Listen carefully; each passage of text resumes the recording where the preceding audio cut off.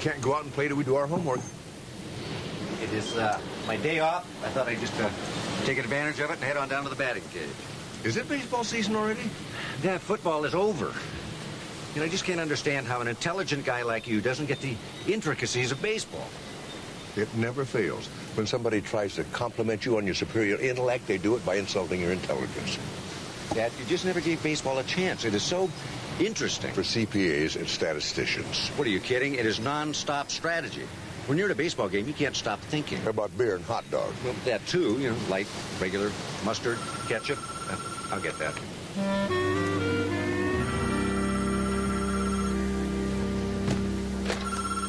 Hello? Sloan? It's Hawk. Hey, Hawk. How the heck are you? Where the heck are you? Thought we were supposed to go bowling last week. Forget bowling. I'm out at this, what do they call it, extended care place in Tarzana. Sunny Meadows. What, you're moving into a nursing home? It's not a nursing home, it's a way of life. Anyway, I'm working undercover. And Steve, I've got a murderer here. Oh, you're pulling my chain.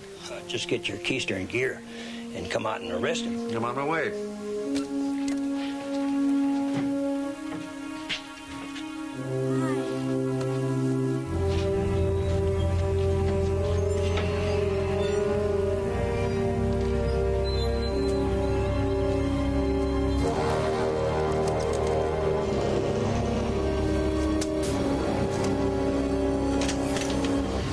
Since he pulled the pin, Hawk's been trying to crack cold cases. Had any luck?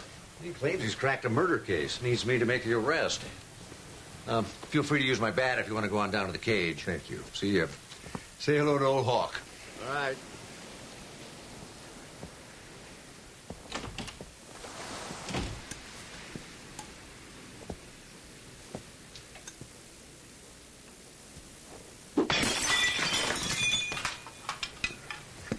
Should have had your mask on, Yogi.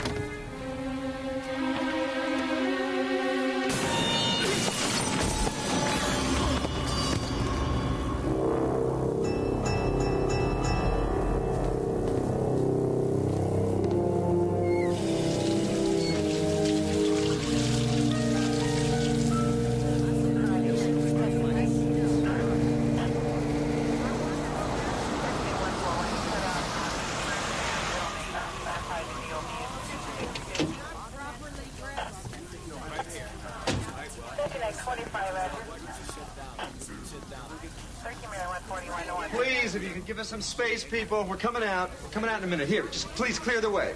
You don't want to get your toes run over. People? What's going on? There's been an accident. If I could just ask you to stand back or move on. An accident? Dave Hawkins? Yes. How serious is it? Please, man, please. I'm sorry. I can't discuss this with you unless you're a relative. I'm a friend. A good friend. What happened? He slipped in his bathtub and drowned. Drowned?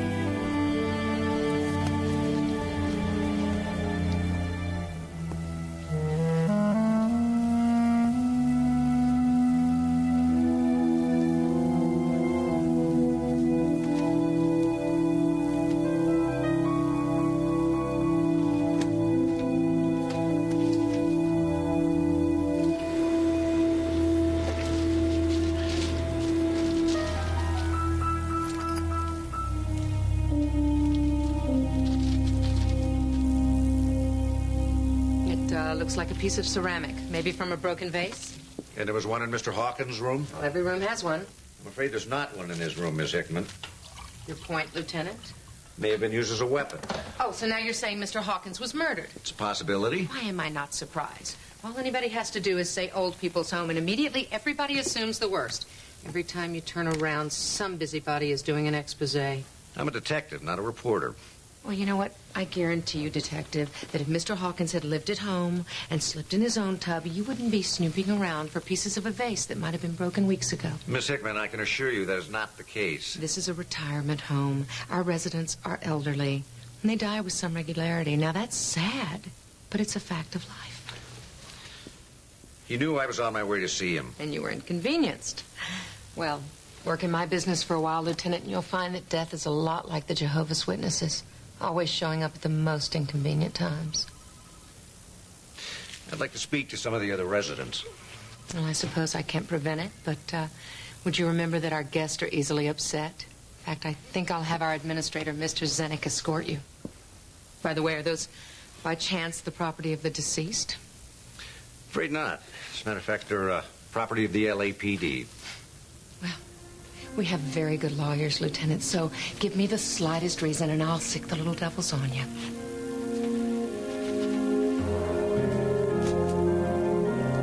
How well did you know Hawkins? Not very. I mean, he just moved in a few weeks ago. I certainly wouldn't have picked him for the dead pool. I beg your pardon? Oh, well, I don't mean to seem insensitive, but when you work with old people, you can't help guessing who's going to go next. Now, I wouldn't have put my money on Hawkins, but who could have guessed he'd slip in the tub? Pardon me? I was told I had to check with you. I'm Julie Crane, one of the nurses here. Miss Crane? I want to gather up Mr. Hawk's personal belongings and send them to his sister. I'm afraid for the time being it's a crime scene. Julie here knows every nook and cranny of this place, right? She can introduce you to anybody you could possibly want to talk to. I do have other responsibilities. How well did you know Mr. Hawkins? I knew he was an ex-policeman. I knew he was widowed. And I knew he was what, being from Arizona, I call a cactus pear. Tough exterior, pure mush on the inside. Dave Hawkins cheated at gin rummy. What more do you need to know? He did not. Just because you couldn't beat him, Jimmy, didn't make the man a card cheat. Didn't even make him particularly a good player. Do you suspect foul play? Why, do you have reason to believe he was a victim of foul play? Of course not. For crying out loud, why would anybody go to the bother of knocking off one of us? Wait a week or so and the Grim Reaper will handle it. No muss, no fuss.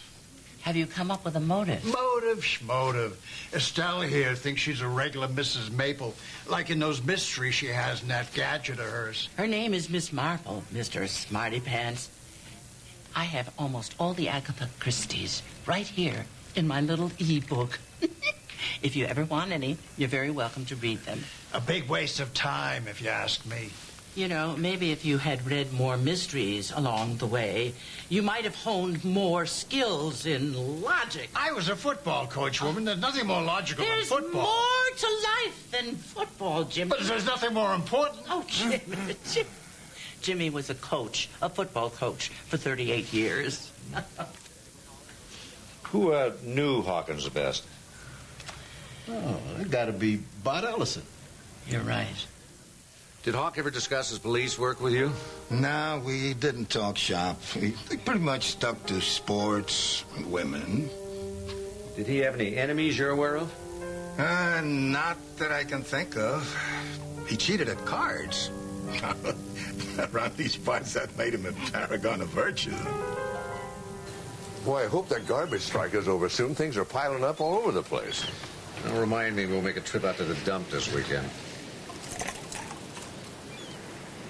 Did you finish the autopsy on Dave Hawkins? Yes, I did, and he definitely drowned. As for the bump on the back of the head, I'd have to say he slipped in the bathtub. No, I don't believe it. Is there some rule that old cops can't slip on porcelain? There's no sign of battery, no cuts, no bruises, no nothing. Look, it's not just that he wouldn't have rushed me over there to scrub his back. I looked at the towel in his bathroom. It was wet. So he washed already. Exactly. And nobody takes 2 baths in one morning.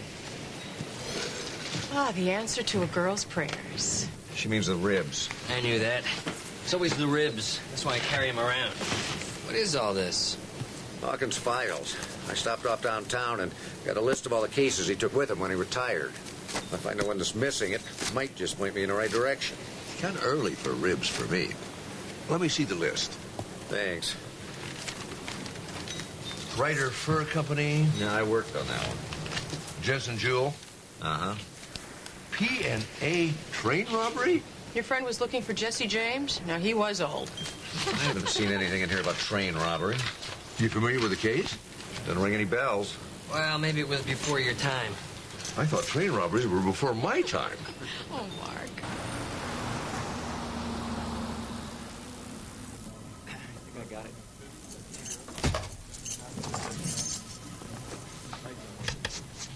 Or your flashlight? Yeah, sure. Here you go.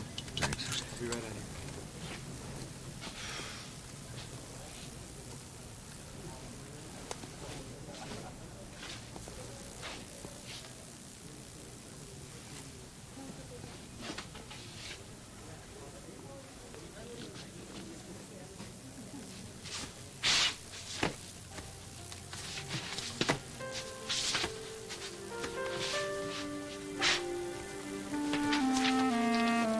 In 1947, two masked men robbed a P&A, killed a guard, and made off with almost $2 million. Now, one of them was gunned down when he tried to run a roadblock, but the other one got away. The guard was able to give a description before he died. And you want to know what he looked like today? Can do? Can try. All right. Scan him in. Okay, now keep in mind, a lot of this is guesswork. A lot of things can happen to a face. Should have seen my face 50 years ago. Not a wrinkle. Okay, now we'll take in the cheeks a little bit. And then bushy up the eyebrows a little.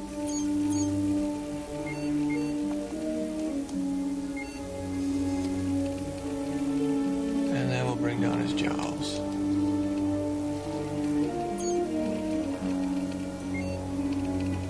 And of course, well, we have no way of knowing whether or not he kept his hair. I don't think he did. Okay, bald he is. You know this guy? Yep. Good boy.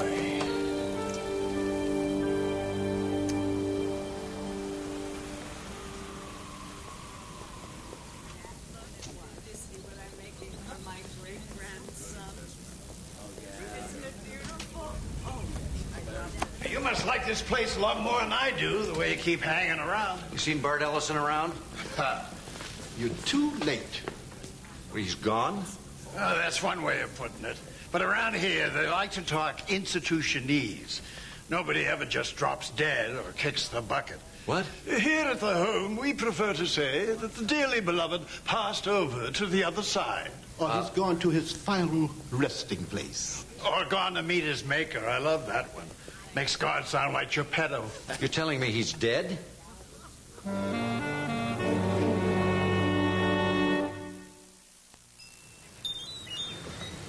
He died from an overdose of sleeping pills, so we can't rule out suicide. Yes, we can. According to the nurse out there, Ellison rarely asked for sleeping pills. The other residents swear that he didn't borrow any from them. Look, I'll buy that Ellison murdered Hawkins because he knew he was onto him, but who'd have any reason to kill Ellison? Someone who knew about the money. Thief? Any hunches? Well, Miss Hickman raises my hackles, but I guess that doesn't make her a murder suspect. You know, some of those residents are forced to sign over all their worldly goods when they move in. And that's a pretty tempting situation for an owner who's both greedy and impatient. Yeah, but it's not always a bad deal. For instance, my friend's great-grandmother, she signed everything over to the nursing home, which was run by the church. That was 20 years ago. And from what I understand, the way this woman eats, she's ahead of the game. And that was the church, though. I mean, what if Ms. Hickman is not the sort who'd rather give than receive? That's a pretty far-fetched conclusion. I'm not concluding, I'm just suggesting. It wouldn't hurt to check Hickman's bank account. Hey, and you should check her phone bills while you're at it. See if there's any long-distance calls to the Cayman Islands or Switzerland. You've been reading John Grisham again, haven't you? Yeah. And, you know, I just thought of something else. Who's to say that there's any money left? I mean, even back then, $2 million could only buy so much wine, women, and song.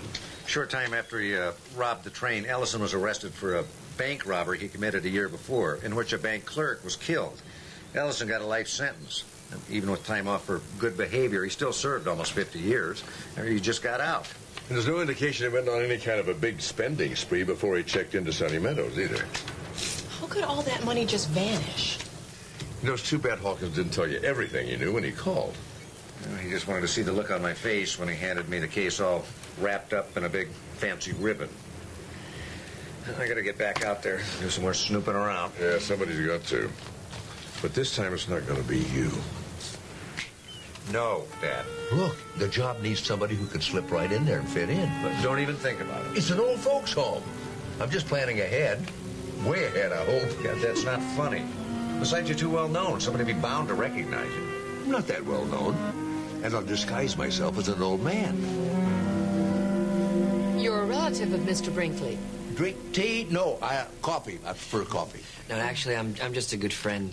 After his housekeeper, Bessie, passed away, my wife and I took him in, and we both work, so you know how that is.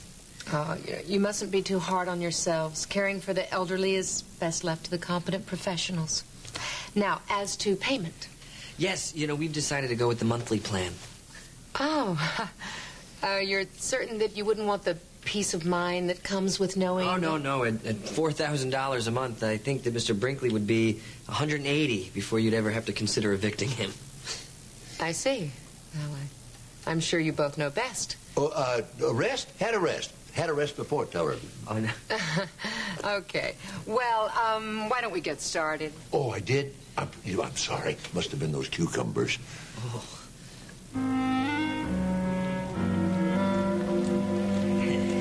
Real nice.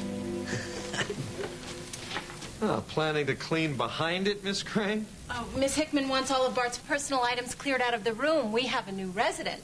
Here he is, our new boy, Mr. Brinkley. Welcome. Mr. Brinkley, I hope you'll be very happy here. We can never have too many handsome men around. Oh, I bet he heard that one okay. Well, what have we here? It's to you. Dear Julie, you have been the one ray of sunshine in my miserable life. So this is for you. Sorry it can't be a Picasso. Oh, please give it a good cleaning, a new frame, and a place in your heart. So you'll never forget your friend, Bart Ellison. Isn't that sweet? What, you eat? Yeah, I'm sure ready. Yeah, macaroni and cheese, if I'm not mistaken. Yep. Swinburne's. How'd you come up with this place? Once my dad found out that Ellison went somewhere in a cab the day he died, it was no trick to find out where he'd gone. You really think he bought $2 million worth of antiques? We'll soon find out.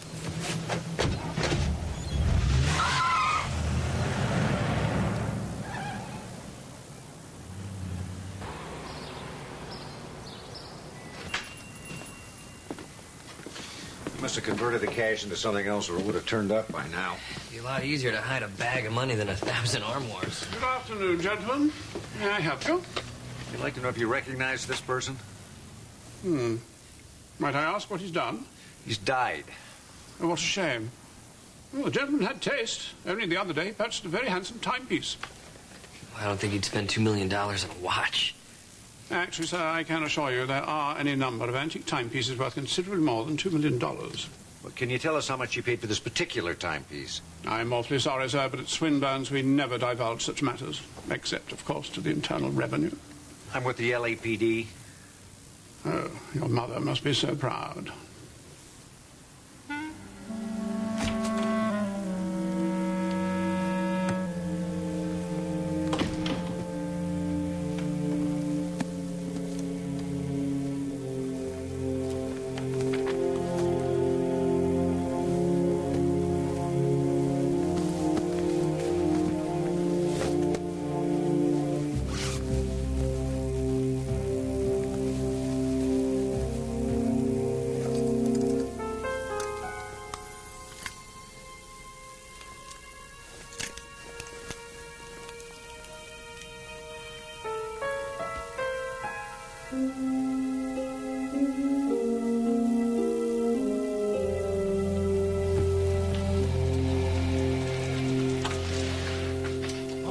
Redecorating? I thought I'd hang Bart Ellison's painting here in the hallway where everyone can enjoy it. What do you think? Oh, a little higher on the left. Oh, nice.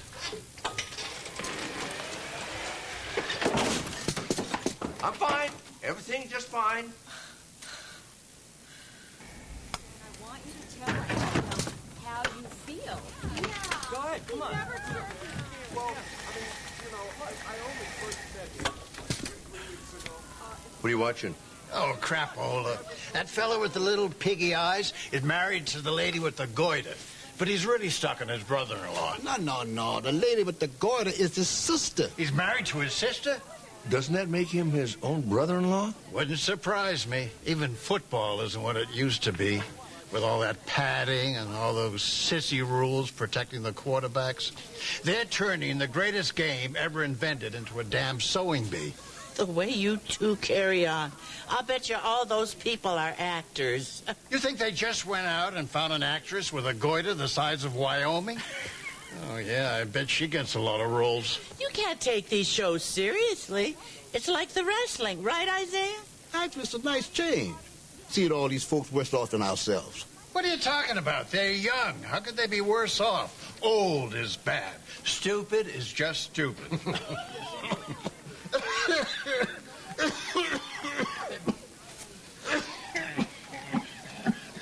Isaiah, you know, you ought to have that checked out. Oh, it's just a cold. I can't seem to shake it. Yeah. I don't know, it sounds like the beginning of bronchitis. Maybe even pleurisy. I take Reader's Digest. There's something about that man I don't trust. Yeah, like he hears only what he wants to hear. No, it's not just that. I tried calling his reference numbers, but the only place I reached anyone was that bank that he's supposed to have been president of. And the young woman I spoke to had never heard of him. Huh. Could be he was there before her time. Could be, but I don't want to take chances. You know, remember, people that are out to sell papers and get ratings don't worry about the truth. Those muckrakers deal strictly in rumor and innuendo. Brinkley is a little long in the tooth to be working in the media, don't you think? And just how old do you think Mike Wallace is? Huh. I'll keep an eye on him. Thank you so much. It's been very helpful. Thank you, madam. May I be of assistance? Hi. I called you about doing an appraisal. Ah, you are Mr. Zenik. That's right. Nice to meet you. My uncle died recently, and he left me something very special. He left me this. I'm pretty sure he bought it here, and I was just curious what you thought it might be worth. You wish to sell it? Well, maybe. I don't know. This thing is it's loaded with sentimental value for me, but, you know, I think Uncle Bart would understand. Oh, yes. Dead relatives are so much more understanding than the other kind, aren't they? Yeah. So, just ballpark of how much are we talking here? As you are the gentleman's nephew, I'll give you $3,000 for it, sir. Come again? 3,000. What are you, nuts? It says here that this was made special for a millionaire by the firm Maison Montmartre in the 30s. Ah, yes, the Montmartre Orolog. It's a superb blend of beauty and precision. Huh. Yes, along with producing milk chocolate and avoiding armed conflict, it is what the Swiss do best. You're telling me that this is worth $3,000? Oh, no. The Montmartre Orolog is worth $4 million.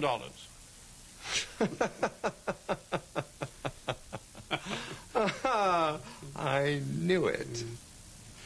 Regrettably, sir, this is not the Orolog. This, as I explained to your dear departed uncle when he purchased it, is a very cunning copy.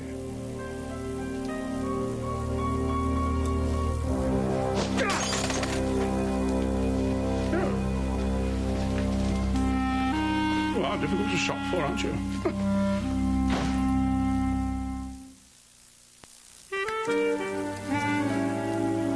Listen, Bonnie Hickman is not the only suspicious character around here. I'm also keeping my eye on this guy, Todd Zenik. I'd sure like to have a look at his resume. What was that? No, nothing. Something's going on. I know you, Dad. I can tell when you're not telling me everything. Well, there's nothing to tell. Hey, I gotta go. Wait a minute, Dad. There's something I need to talk to you about. Hey, somebody's at the door. I gotta go. I thought it might be a good idea if Amanda... I can't talk about this now. Brinkley! Hold on. Just a minute. Daddy there? Come in. It's time for lunch. Oh, I'm not very hungry. We're having your favorite. Macaroni and cheese. What are we waiting for?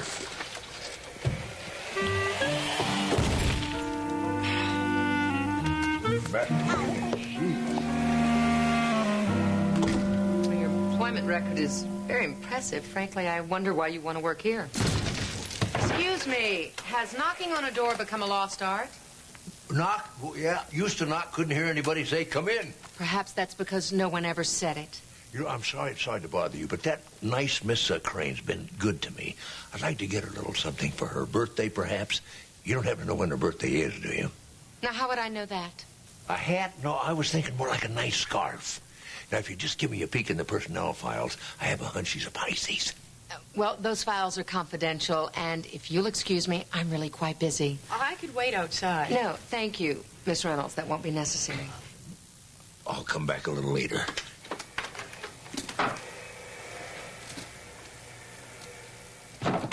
Okay, I'm sorry. As I was saying, your regular community general seems excellent. Do you mind telling me why you want to leave? Well, believe me, Miss Hickman, I have no problem working hard. Matter of fact, I love to work hard. But they work me like a dog over there. I've got 2 kids. I simply want a job that has regular hours. Well, Miss Reynolds, I guess that's that. If you want the job, it's yours. Well, thank you. You can call me Charlene. Thanks, Jimmy. Bye. What are you doing here? Scared me half to death. We thought it was a good idea if you had a second pair of eyes out here. Besides, Steve was supposed to call you and let you know I was on my way.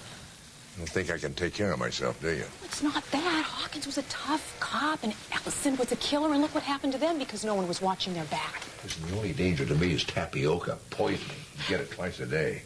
Well, Mr. Brinkley, my name is Charlene Reynolds. Miss Reynolds, nice to meet you. Listen, as long as you're here, there's a nice man down there named Isaiah Patterson. Got a very nasty cough. Have a look at him, will you? Okay. Okay.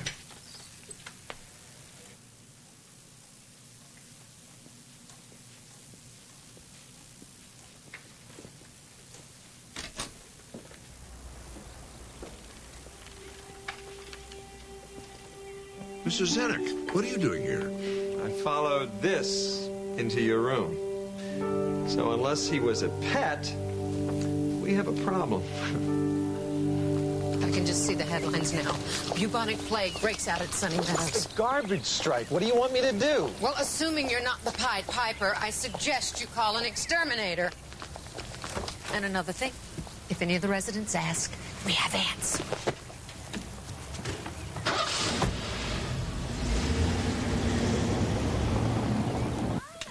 Stay bundled up, Mrs. Jackson. Oh, this is crazy. Whoever heard of fumigating at night? Well, it's probably just a trick so we all could sleep through breakfast and they'd save a few bucks. Don't give them any ideas. Is all this for one little rat? Well, if you're speaking of Zenek, he's not so little. Are you okay, Isaiah? I'm fine. Well, you sound terrible. Yeah, I agree. Isaiah, you should be in bed.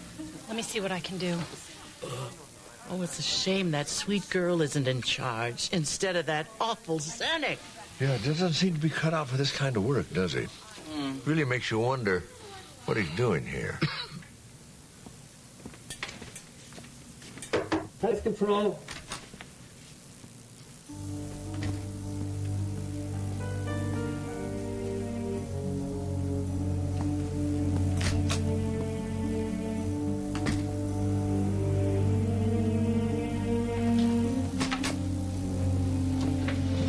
What do you think you're doing?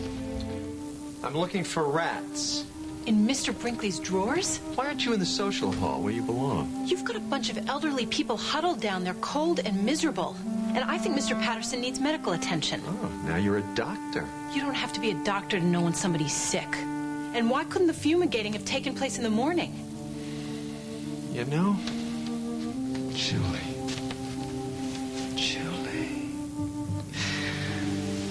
I get the distinct impression that you'd be a lot happier working somewhere else. No, I'd be happier if you were working somewhere else. You're fired. You don't have the authority to fire me. Watch me. I'll give you 15 minutes to clear out of here.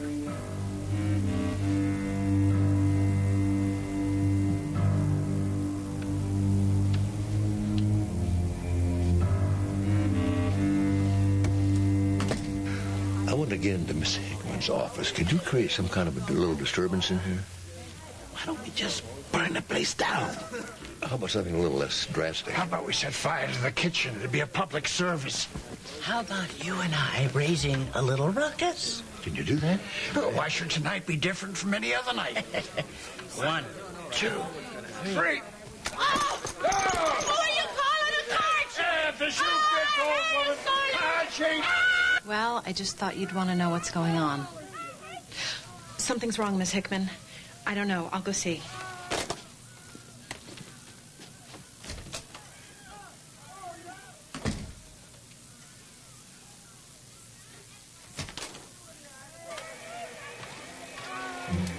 You cheated cards. You cheated checkers. I've seen you cheat a check. What's going on? Well, He said some terrible things to me that a gentleman would never say to a lady. That's right, and I would never say them to a lady. Oh, well, you're lucky I'm a lady or I'd knock your teeth out.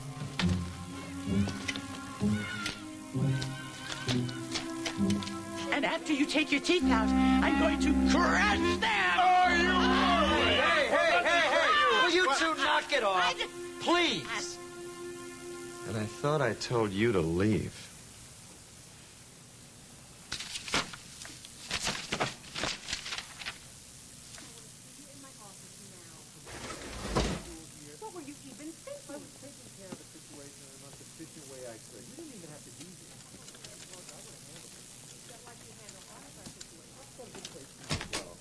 Let me get this straight. I find a dead rat. You tell me to call in a fumigator. I do, and now you're upset. I didn't tell you to do the job in the middle of the night. Oh, it's hardly the middle of the night. Well, it is to these people. Oh, I see. You'd prefer it if they showed up at high noon when we have visitors, make it real convenient for Channel 2 to have us on the 5 o'clock news. Hey, it makes no difference to me. You're the one who's spooked by the media. Yeah, you're enjoying this, aren't you? Not at all, Miss Hickman. I don't like being made whipping boy just because you're paranoid.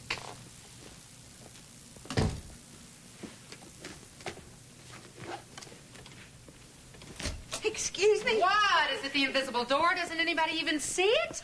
It's Isaiah. He's having some sort of attack.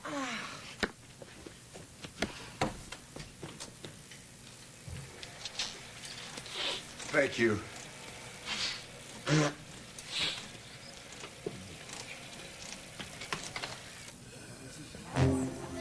I've called 911. Mark, hurry. He's gonna need a trach. Go to the infirmary, see if you can find a scalpel. Okay, I think my medical bag is in my room. Hang in there, Isaiah. Oh, he's dying. Somebody do something. You're right. Has anybody got a... Jimmy, you had a Swiss Army knife, I saw it. Why do you want it? I have to perform an emergency tracheotomy. Over my dead body. Jimmy, I'm a doctor. What do you do in your spare time? Leap over tall buildings? I'm Dr. Mark Sloan from Community General Hospital. You have to believe that. He's going to choke to death. You have to trust me. Come on. I'm also going to need your flask. Thank you.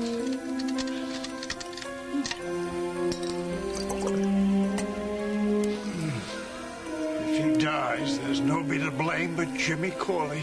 Oh, all you did was try to save your friend. You did right.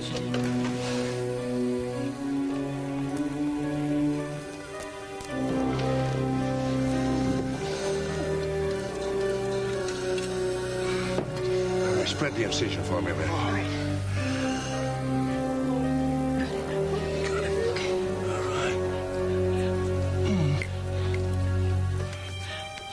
Oh Oh, he's going to be all right. He's going to be all right. Oh. Look at Jimmy. Good work, Mark. But as you can see, I'm returning the unused portion of your monthly fee. Tell your bosses that my lawyers are on the alert. Now I want you out of here. We're not reporters. Oh, I see it's a hobby. You just can't help yourselves. You see a nursing home and you have to start snooping around. Get out now.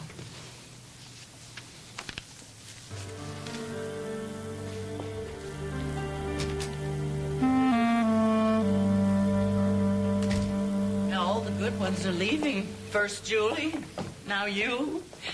And Isaiah's in the hospital. Now, don't you worry about Isaiah. He's going to be fine. I don't see why you can't stick around. Who cares if Brinkley's not your real name? It's not like you're too young to move in with us old geezers. I'll geezer you. Well, you know, I'm just sorry I couldn't do what I came here to do. Oh, you were here for Isaiah. That's what matters, Doc. Without you, he'd have been a goner. Oh, baloney. A man that could have handled it fine. You're forgetting the only reason why I'm here is because you're here. Oh, you're not going to be here for the sweetheart dance. Oh, and now that you can walk, I was looking forward to a cha-cha. Estelle, believe me, you're not missing a thing. Oh. Never thought I'd say it, but I'm going to miss you, Doc. Well, there's nothing says I can't come and visit, is there? Oh, sure. People always say they're going to visit, but they hardly ever do. Who can blame them? Who'd want to be here if they didn't have to be? Well, are you kidding, Jimmy? This is a great place. Oh, Jimmy likes to complain. I keep telling him there are worse places to be in. And far worse people he could be spending his days with, too. Oh. Bye. Jimmy, see you, Doc. Bye, Amanda. Well, lighten up, Estelle. You've still got me. Oh, no. You know, if you believe Zenek's personnel file, and I guess Hickman did, you'd take him for a cross between Jonas Salk and Mother Teresa. The fact is, before Sonny Meadows, the closest he ever came to working in an institution was the laundry at Leavenworth. How does he figure in this? Well, it turns out he's the grandson of Sid Hurst, who was Bart Ellison's partner in a train robbery job. He's been tracking down the money all this time? Well, probably figured that Ellison double-crossed his grandfather and he feels entitled. But how do we tie him to a murder when we can't even prove the been a murder? And where's the money? If Zenek hasn't found it by now, I'm betting it doesn't exist. Wait a minute, garbage. Excuse me? I'm just thinking about the garbage strike.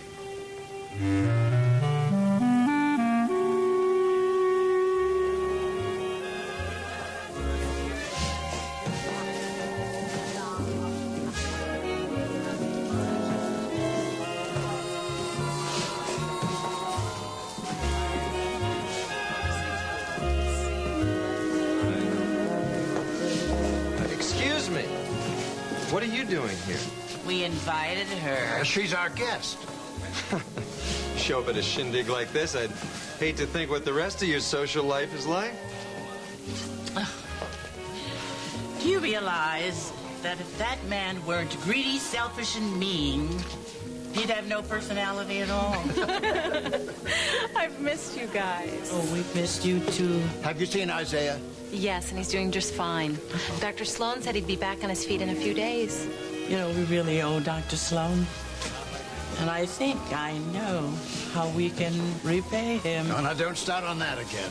What are you talking about? She's talking nonsense. Says you. I'm not letting you get involved in anything foolhardy. You're not letting me? Oh, Jimmy, I'm not one of your little football players who jumps every time you blow a whistle. You're a feeble old woman, Estelle, and somebody has got to look out for you. You're a feeble old busybody. You come with me, dear. Dr. Sloan thinks there's been a murder, and we're going to solve it. The screwiest person I ever knew was a fullback named Wabowski. Well, Wabowski is now in second place. I've got to go stop her for myself. You might want to think twice. Estelle has a pretty bad temper.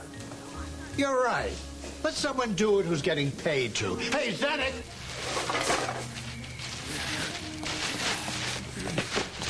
This is the last one. It's got to be in here. What the hell are you doing? None of your business. I get paid to make everything at Sunny Acres my business. Estelle? Get inside before you catch your death.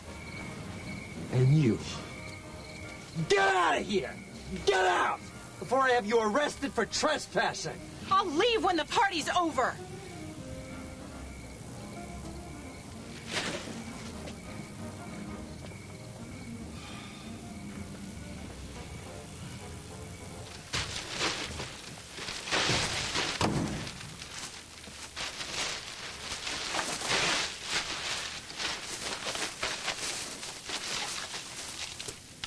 Gotcha! Ditto. What? What, is some law against having a messy room? You think that's the murder weapon, don't you? This is what you're looking for, Zenik. There are no usable prints on it. Well, gee. Then why don't you guys take a hike? Unless, of course, you want to help me clean up. You still don't get it, do you? What do you plan to tell the judge when he asks you why you were rummaging around in all that garbage? I mean, who else would do that but the killer? Zenik, you're under arrest. It's Mrs. Yabla.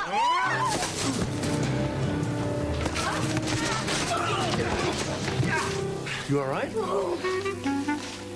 Kick ass! Right. Jimmy, no! You should have punted when you had the chance. Oh, Get out of my way. You all right, Jimmy? Oh, I'm fine. It's like Mr. Howard used to say. Hit him low, hit him hard. And if they get up, hit him again. Right, Estelle? Right, Jimmy! My imagination is you waiting for him down here. Oh, and no disrespect, but you and your son are a couple of kids. You don't send boys to do a man's job. You look at that. It looks like a Picasso.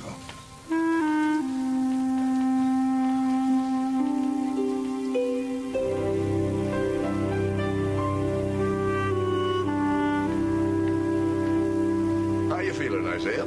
Tip-top.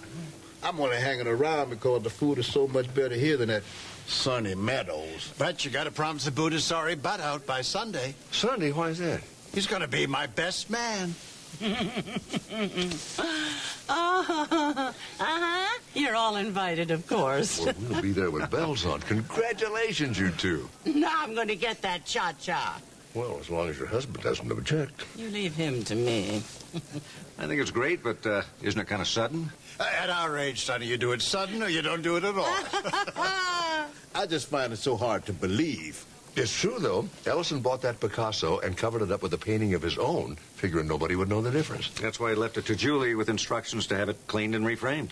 Yeah, I almost feel sorry for Zenik. All that effort, nothing to show for it. Oh, I wouldn't call 20 years to life nothing. You know, the best part is Julie's going to sell that Picasso and she's going to buy Sunny Meadows. Hooray! You know, it was really kind of nice out of the home. Yeah, right. Pleasant surroundings, nice, friendly people, and the food really wasn't half bad. I was thinking maybe when the time comes... Oh, no, you don't. Your home is with me. Can you learn to make tapioca? Sure thing. Well, don't.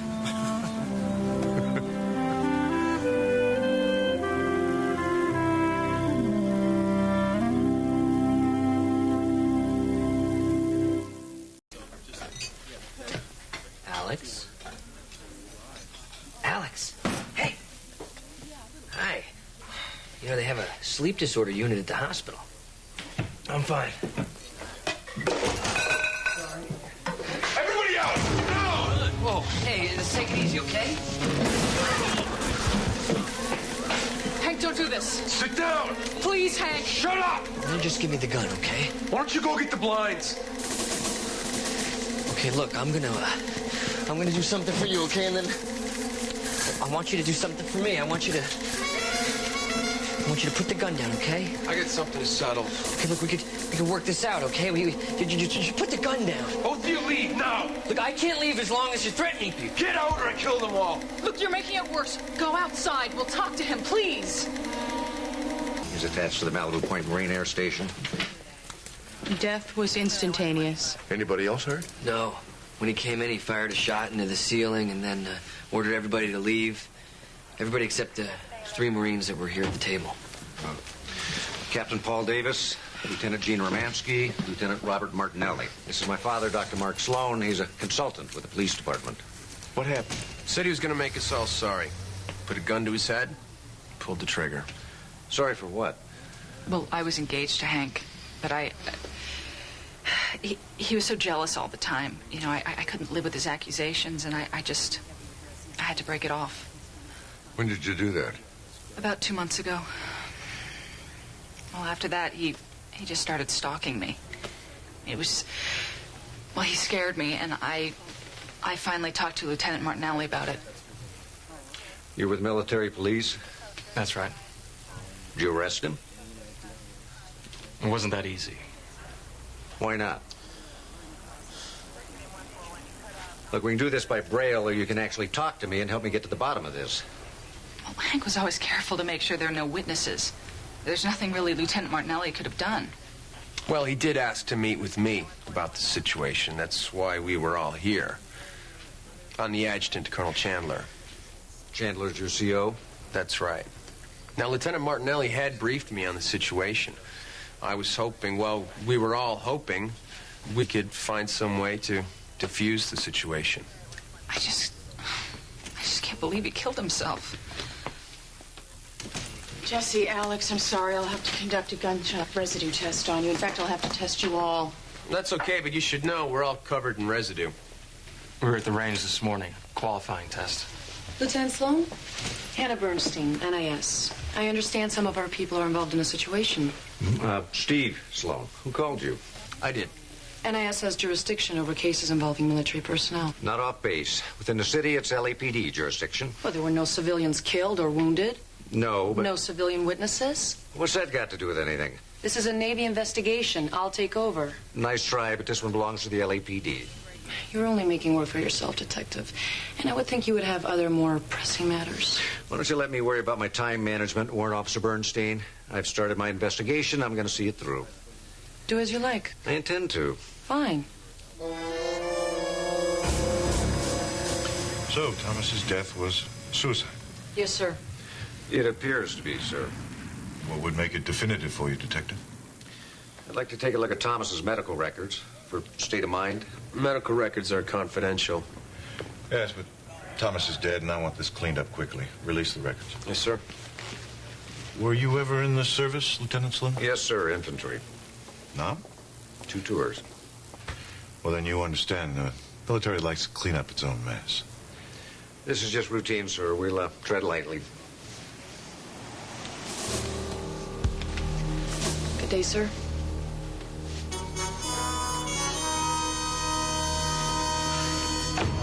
Warrant Officer Bernstein. Look, maybe we got off on the wrong foot. I'm not trying to tell you how to run your investigation or show you up or anything like that. I didn't say you were. Yeah, I'm just trying to do my job. Okay. So, why don't we cooperate? You know, share information, work together. We could do that. Great. Good. Well, I'm glad we had this talk. Just don't do anything without telling me.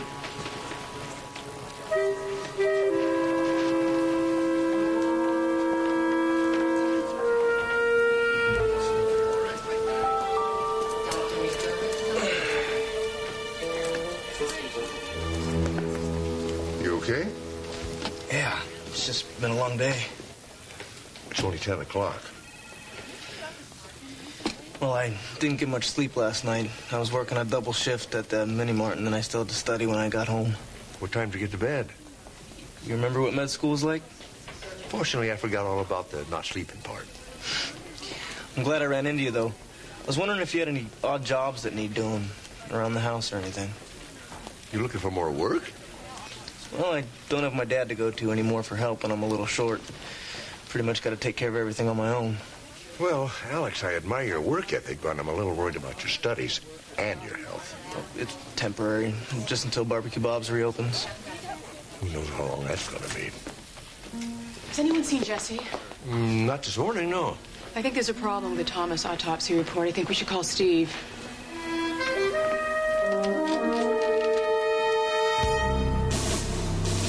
Thomas's medical records support the coroner's findings that he was right-handed.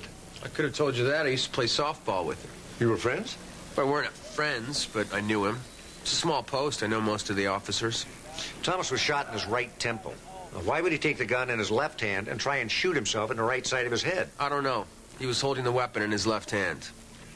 Why would he do that? I mean, if he was right-handed, why would he hold the gun in his left hand? I don't know why he did. I know that he did. The coroner only found traces of gunshot residue on his left and significant residue on his right. So what? I'm left-handed. I do lots of things with both hands. For example, I bat right-handed. Which hand do you shoot with? What does it matter what I do? Hank Thomas had a weapon in his left hand. He shot himself in the head.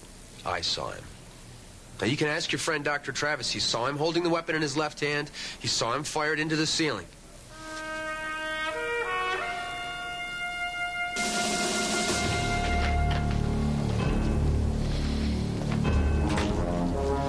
He's hiding something. How do you know? Gut feeling.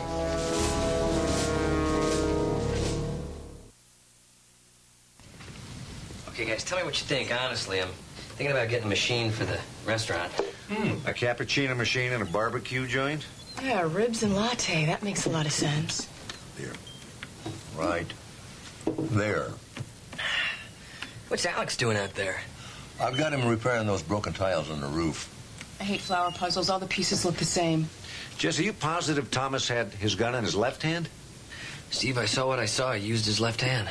Yeah, but it's possible that he transferred the gun to his right hand before he shot himself. After he fired one shot into the ceiling with his left hand.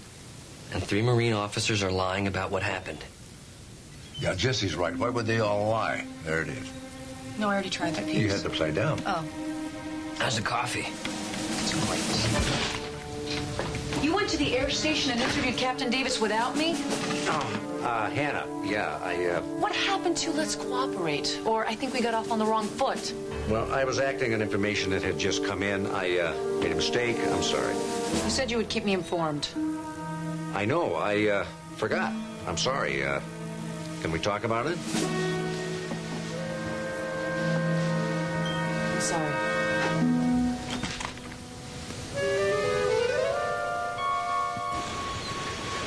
I know it looks like I tried to trick you, but I didn't. Honest. And I'm just not used to working with other people. Look, if I promise that I'll never do it again, can you quit being mad at me? I've been given orders to wrap this investigation up. Wrap it up. We haven't even gotten the answers yet. Well, as far as Colonel Chandler's concerned, we do. Thomas committed suicide. What do you think? Doesn't matter what I think. Of course it does. Why don't you just tell him? This is your first case, isn't it? No. Well, I mean, the first case I've handled, by myself, yes. Well, what if I could find something incriminating before you got to me? You think Chandler lets you stay on the case? What?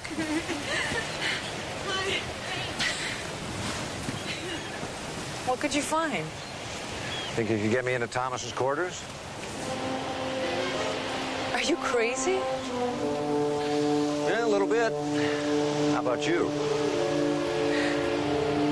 Little.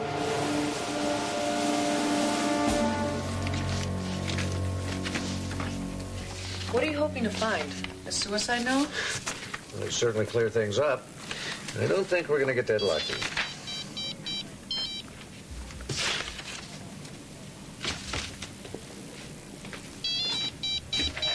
Over there?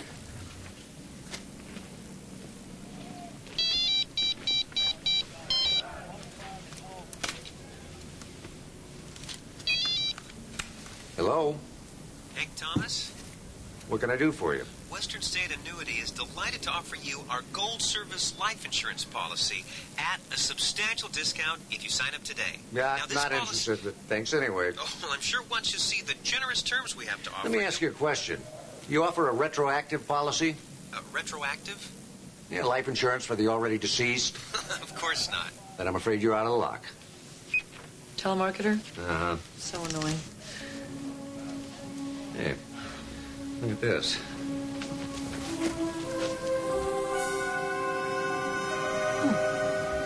Can you retrieve them? With a little help.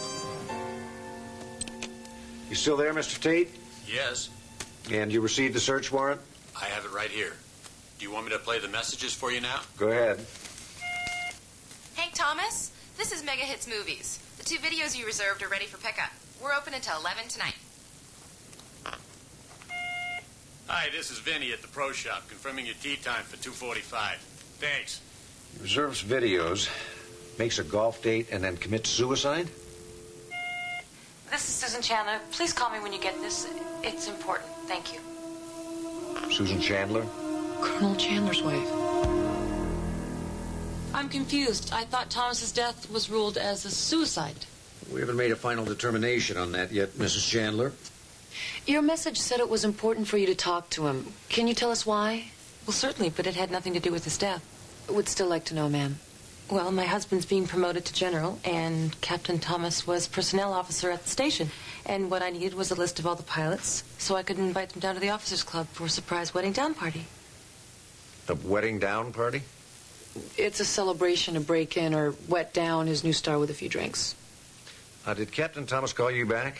No, I never heard from him. Thank you very much for your time, Mrs. Chandler, and we're sorry to have bothered you. You didn't think that maybe the investigating officers would want to know about that phone call? No, I couldn't imagine what my phone call would have to do with his death. And then I heard the investigation was closed. Not by the LAPD. Well, I'm sorry I couldn't have been more help. Good day. Nice to meet you.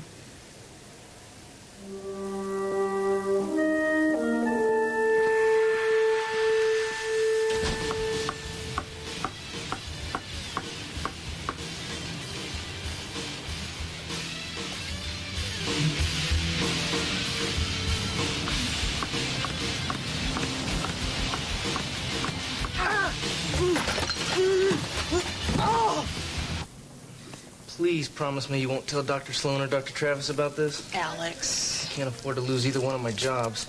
You could have fractured your arm or your leg or worse, and then where would you be? It was an accident. It won't happen again. Sit down. I'm fine. Alex, you don't have to kill yourself working 3 jobs to pay for your medical education. There are other ways. Well, I can't take out any more loans. I'll be paying them off until I retire. What about the Army? The Army? No, I don't think so. You know, they'll pay for your medical education if you just give them a few years' service. Amanda, I don't know if you've noticed, but I'm not exactly the military type. And how do you know? Have you talked to anybody about it? Do you have any idea what the military is like these days? Well... Then don't cut off your options until you know what you're talking about.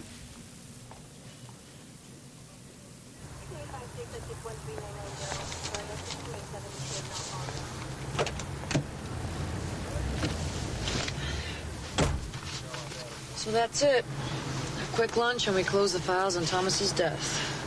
Maybe not. Did you find something? Whoops. What is your point, Lieutenant? No witnesses, no corroboration, no evidence of prior incidents. That's your big investigative breakthrough. I already told you there were no witnesses. Well, I get to thinking. Maybe there were no witnesses because it never happened. What, you think Romansky just made the whole thing up? She just came to me out of the blue and said, help me, my ex-boyfriend is stalking me. Thomas doesn't fit the profile of a stalker, not even close. You saw the letters he wrote to her? They were in his file. I saw some very incriminating typed letters, unsigned. How do I know they were from him? You're going along with this? Just because the letters were unsigned? Well, there is one other thing.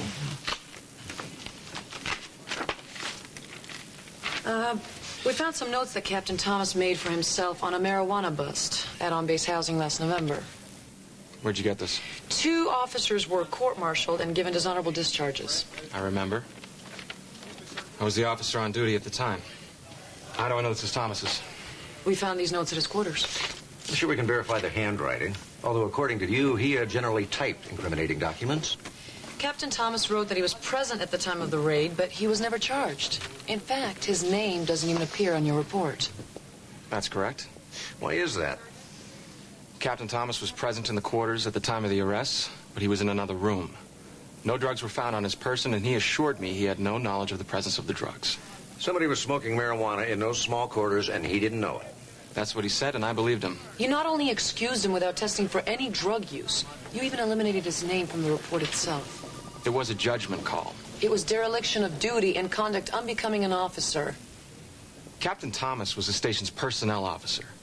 I chose not to report something that would only harm an innocent man's career.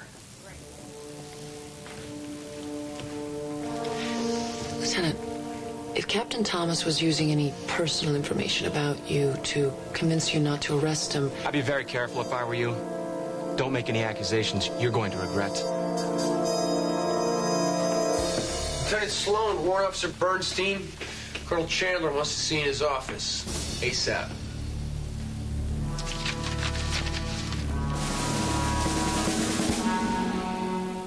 You said you would tread lightly. Sir, there is a limit to how lightly you can tread and still manage to conduct a criminal investigation. You've gone to my personal quarters, upset my wife, ruined what would have been a wonderful surprise for me. Now, if that's treading lightly, remind me never to go on a recon mission with you. Sir, we are following a legitimate investigation. The investigation of a suicide. Now, look, Captain Davis told me about this right-hand, left-hand crap. It's nonsense. Now, I may not have any jurisdiction over the LAPD, but, Warrant Officer Bernstein, I want your report on my desk tomorrow morning. Your final report. Is that understood?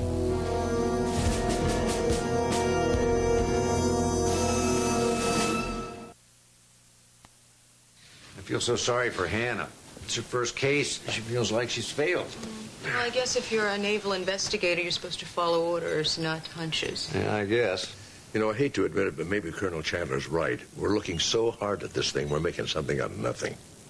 Well, there's just too much that doesn't smell right. Even the gunshot residue alone is enough to keep the case open. Well, GSRs aren't always reliable, you know. What, are you kidding?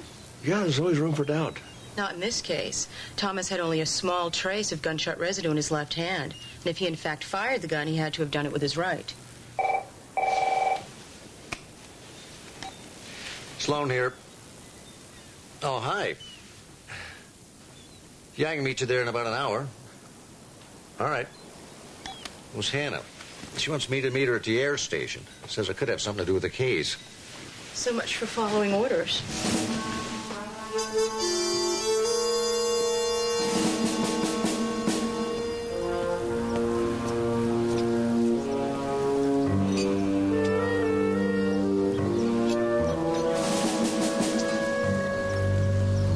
This is kind of cloak and dagger, isn't it? I'm officially off the case. Champagne? Non-alcoholic, I presume. We're both on duty. So,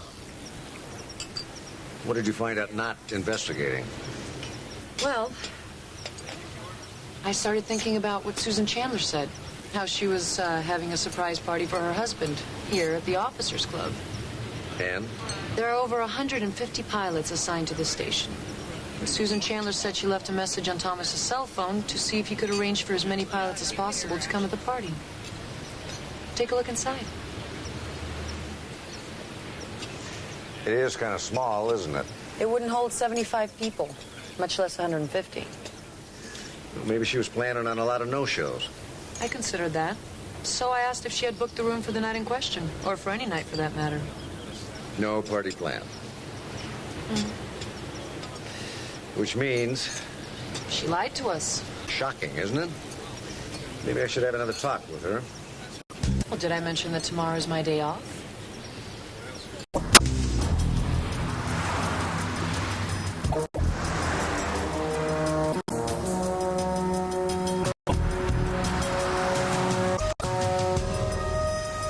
Yeah. Nothing more thrilling than a day spent on surveillance, huh? You don't think this is exciting? Following Susan Chandler from her manicurist to her bank to her dry cleaners. What were you asking Martinelli about yesterday? What do you mean? When you were asking if Thomas had anything of a personal nature on him. Oh, just fishing. Why do I get the feeling you're not telling me everything? Maybe you're just experiencing guilt pangs because you ran off without me the other day. Come on, I was in the service, I've been on military bases. Even the bigger ones are like small towns. Everybody's got their nose stuck in everybody else's business. You telling me you never I'm telling you, Lieutenant, that if I knew anything that had the slightest bearing on this case, I would tell you. Unlike some people, I wouldn't just forget. Here she comes.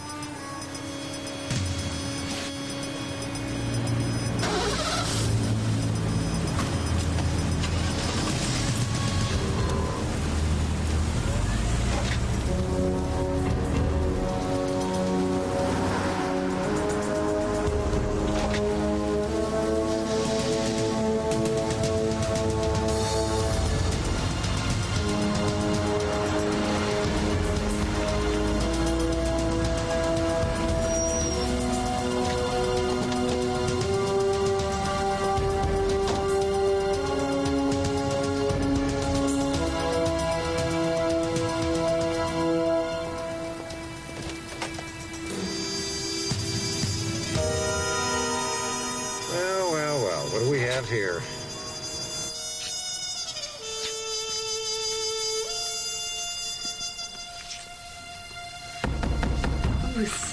Don't worry.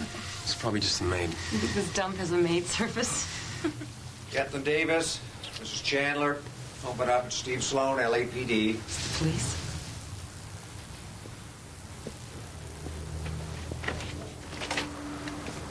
What's the meaning of this? Can we come in, or would you prefer to talk about this in public? What are you doing here? It's not very smart to lie to the police, Mrs. Chandler. I don't know what you're talking about. We want to know why you left that message on Thomas's cell phone. And we prefer the truth this time. All right. The message is easy to explain. Funny, it wasn't the first time around. Obviously, Susan and I are having an affair. When Thomas found out about it and was threatening to tell the colonel. Susan was calling him to ask, to beg not to tell him. Is it possible you've already dissuaded him? Permanently, perhaps? You really don't give up, do you, Lieutenant? You got that right, Captain. Why did you lie to us, Mrs. Chandler? I don't think that's any more your business than it was Thomas's. Listen, after Thomas killed himself, we felt safe again. Now, why would we elect to broadcast our affair? Of course, by not doing so, you were impeding a criminal investigation. So, the intrepid crime-fighting duo has uncovered the truth. The adjutant is sleeping with the colonel's wife. Scandalous, disgraceful, irrelevant. Oh, I don't know, Captain. Blackmail's a pretty strong motive for murder. There you go again, talking about murder. Get it through your thick skull. Thomas committed suicide. How awfully convenient for you. Convenient for me, inconvenient for you. But that doesn't change the facts. Nor does it change the fact that you, Warrant Officer Bernstein, are disobeying a direct order from the base commander. So, do you want to tell Colonel Chandler, or should I?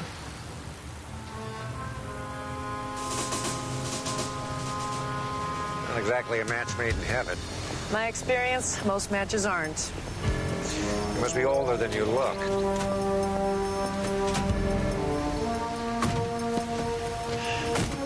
Anyway, I got a feeling that Davis is going to be a tough nut to crack. I agree. We might have better luck with the others. You have a preference? My female intuition tells me Romansky might be the weak link. Lead on McDuff?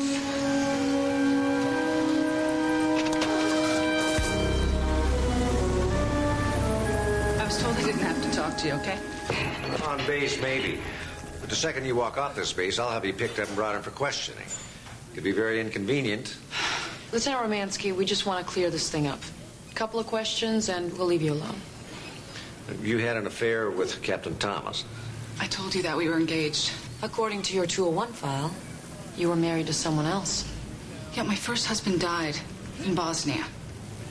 I'm sorry. But before he was transferred overseas, he served in the same battalion as Captain Thomas, isn't that correct? Yes, but we weren't having an affair then, if that's what you're implying. I barely knew Hank before my husband died. Was Captain Thomas the battalion personnel officer back then?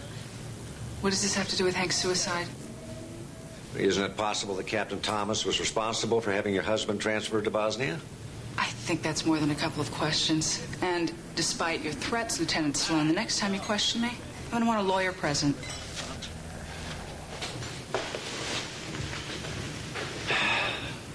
Well, that went well. Oh, I was doing fine.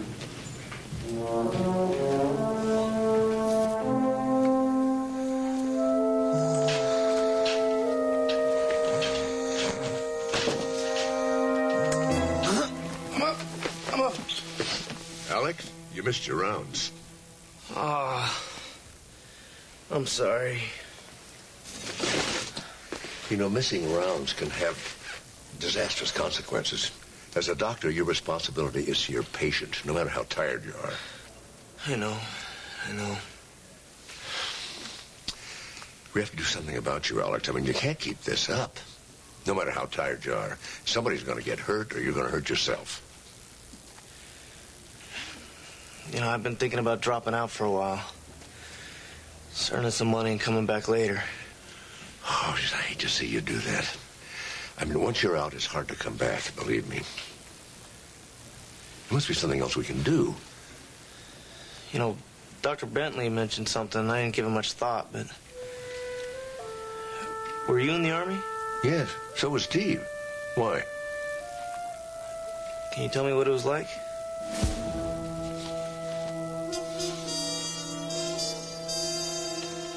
Me with my old MASH unit in Korea. God, I was barely older than you are right now. Was it rough? How do you mean? Well, being in battlefield conditions, treating those kind of injuries. I mean, how'd you know you could handle it? You don't. I know some of them couldn't. Had to be sent home. How about you? Scared to death. No, I got introduced to myself over there. I learned self-discipline, though. I think it made me a better doctor. How? Oh, you see a wider range of illnesses and injuries with a lot less to work with than you do in a civilian hospital. Learned a lot. I felt I was contributing something. You know, I liked that, too. But, you know, that's the way it was for me. You got to find out for yourself, Alex. So that's Steve in Vietnam, huh? Yeah. With his platoon on his first tour. Is that Steve? No, that's Steve. Gosh, how can you tell? With the hair and the uniforms, they all look alike. Yeah, they do, don't they? Thank you very much, Alex. At first, I didn't see it. Something that Alex said before. Jesse, do you remember anything about the three Marines when they first came in? Like what? Or did they say anything odd or act strangely? Well, you know, I thought it was weird that they kept their hats on the whole time and they never took their sunglasses off, but I figured that was just military macho. Great. Anything else? I don't know, when I showed them to the table, one of them told another one, sit down, sort of like a command. Who took the order? I did. One of them asked for 3 specials. Which one said what? To be honest with you, Steve, I couldn't tell you. They all were in uniform, and they had short hair. Exactly. They all looked alike. Yes, they did. They all looked alike. Hey, Steve, you and Amanda and Hannah come over here and sit where the 3 Marines were sitting. Oh, come on, Dad. I think I know exactly what happened. Sit here, and Jesse, you stay by the register where you were. Okay, we'll just do a run through here. I'll be the shooter, the left-handed shooter. Okay, let's just see what develops here.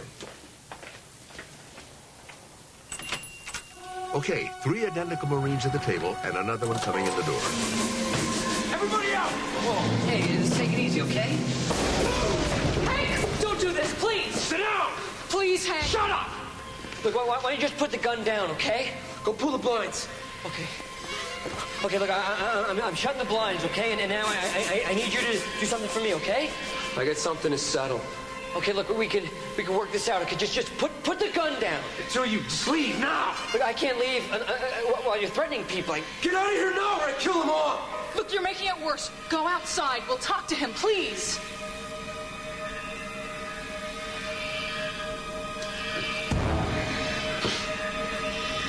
So as soon as Jesse and Alex are out the door and can't see what's going on, the Marines stood Thomas up. They changed name tags. Thomas for Davis. I'm gonna make you sorry for what you did. And then, raising the gun at an angle to make the wound look self-inflicted, Davis shot Thomas. So that Davis drops the gun on the floor, and Martinelli and Romansky help him get things all set. Then they call out on Davis's phone and report that Thomas has committed suicide. So you think Thomas was at the table the whole time? Well, I think with all 3 of them looking so much alike, it would be easy in the confusion for the witnesses to make a mistake. How is that possible? I mean, how could they get someone to cooperate like that? Maybe he was drugged. No, there was nothing in the blood toxicology. Well, I don't know how they did it or why they did it, but I am willing to bet that that's the way it happened. You have any idea how to prove it? Got to be a way, though.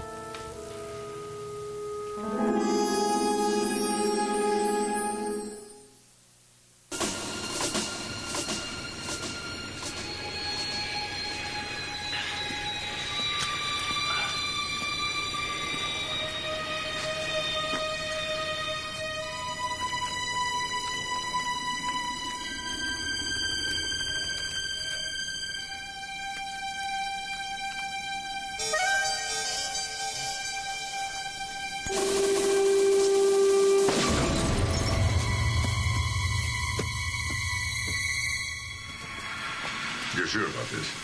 Well, JAG considers her one of their top lawyers. Glad I'm not in your shoes, Lieutenant. Falling out among thieves is never pretty. You've made some mistake, ma'am. I'm the victim here. Somebody tried to kill me. And you have no idea who. No, ma'am. What about Captain Davis or Lieutenant Romansky? Why would they want to kill me? They're worried you might be the weak link in the murder of Captain Thomas. Forgive me for saying so, ma'am, but that's crazy. Whose idea was it to kill Thomas? Captain Thomas committed suicide, ma'am. That's what the three of you wanted everyone to think, but that's all falling apart now. I don't understand what you're saying. I thought I was here because somebody shot at me. Why are you questioning me about Thomas's suicide? Because they're connected. You know it, and I know it. Why was Captain Davis so concerned about a simple stalking case? Surely you could have handled it. Captain Davis was aware of the reports. He asked me about them. You originally said that you asked for the meeting with Captain Davis to seek his advice. I did, but Captain Davis had already asked me to keep him apprised of the situation. I don't think there ever was any stalking. I think Thomas threatened to ruin Captain Davis by exposing his affair, and Davis turned to you for help. And why would he do that, ma'am? Have you ever been to a bar in Calabasas called Hunky's? Excuse me? It's a simple question. Have you ever been to a bar called Hunky's? I don't know. Couldn't say that I have. It's a well-known gay bar, isn't it? I have a report that says that you've been there often. You knew about this. That's what you were asking him about. I thought it was pertinent to the investigation. With all due respect, ma'am, I don't believe you're allowed to ask me a question like that. Like what? I'm not asking if you're gay. All I'm suggesting is that if someone, say Captain Thomas, had proof that might suggest that you were gay, and you didn't want it found out, he might be able to force you into covering up any problems he might have. An arrest for marijuana, for example, which might make you willing to go in on a plot with Captain Davis and Lieutenant Romansky. There is no plot, ma'am. Then why did they try to kill you? I want to see you now.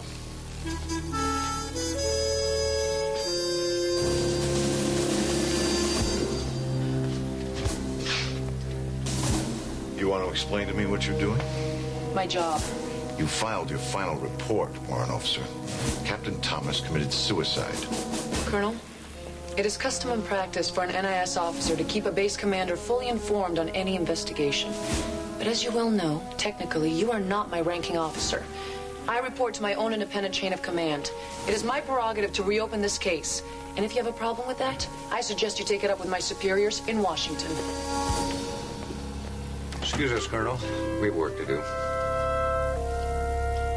Am I being charged, Commander? Not yet, Lieutenant. Then I'd like to be allowed to return to my post, ma'am. Fine. Just don't end up dead before you come back to us. Dismissed.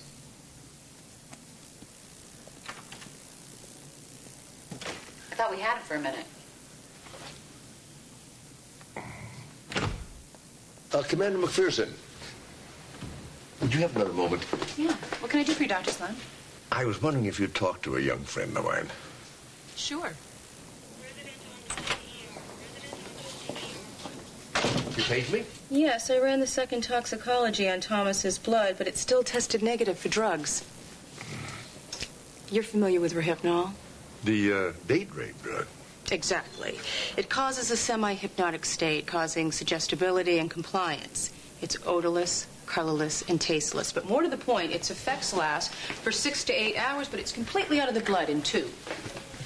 So if Thomas was given Rohypnol over 2 hours before he was shot, he would have been susceptible still when he was brought to Barbecue Bob's. And made to sit down quietly with the others, but compliant enough to stand while Davis shot him. How do we prove it? I said the Rohypnol's out of the blood in 2 hours. However, it remains in the urine for up to 12. These are Thomas's uniform trousers. Now, when he was shot, his bladder voided. I went on a hunch, and I tested the stains, and they tested positive for Rohypnol. Oh, good work. Very good. I told you repeatedly what happened in that restaurant. Now, your refusal to be satisfied is verging on harassment.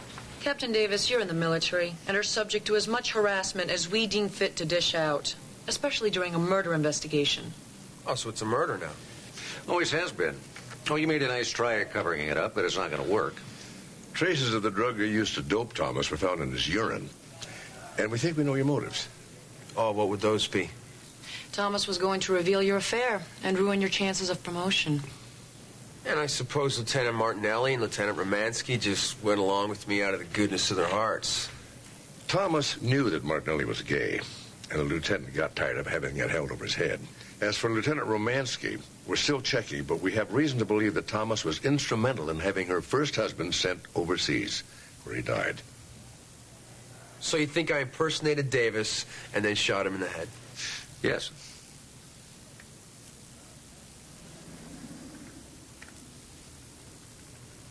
Did you find any fingerprints on the gun? Only Thomas's. Any skin flakes? No. Any traces of fluoroquinolone? Fluoroquinolone? It's a hydrocortisone cream used to treat severe eczema. Well, in this case, dyshydrotic eczema, caught it at Camp Lejeune. See, even with the fluoroquinolone, I can't get rid of this stuff. And if I had shot Thomas, there'd be skin flakes and cream on the gun grips. So give it up. It was a suicide. I keep thinking about Davis and the smug look on his face when he held his hands up. We almost had him. And without proof, it's all just a bluff. He was right about the Rohypnol, too. You can take it as a sedative like Valium. You know, we know he wasn't using it that way, but knowing and proving are two different things. Took the old 45 out the range today, huh? Yeah, good way to blow off steam. You know, Thomas and the others were out at the military range before they came to Barbecue Bob's. Yeah, is that important? I got an idea it could be very important.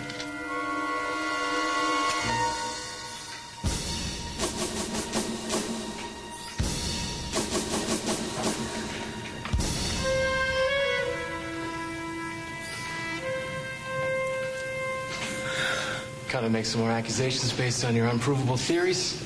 You've been talking to Captain Davis. What did you expect?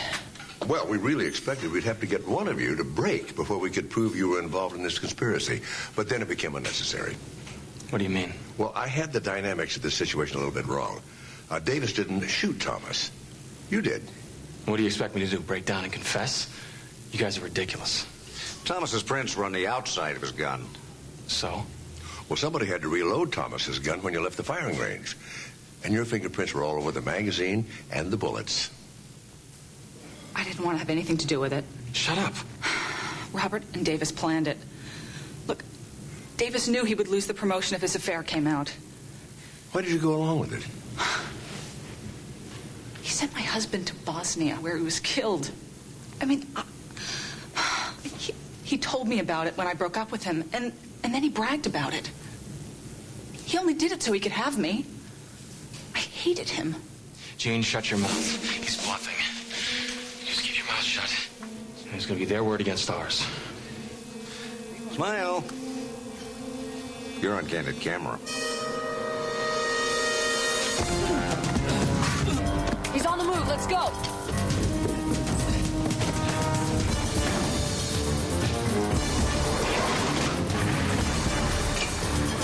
Hey!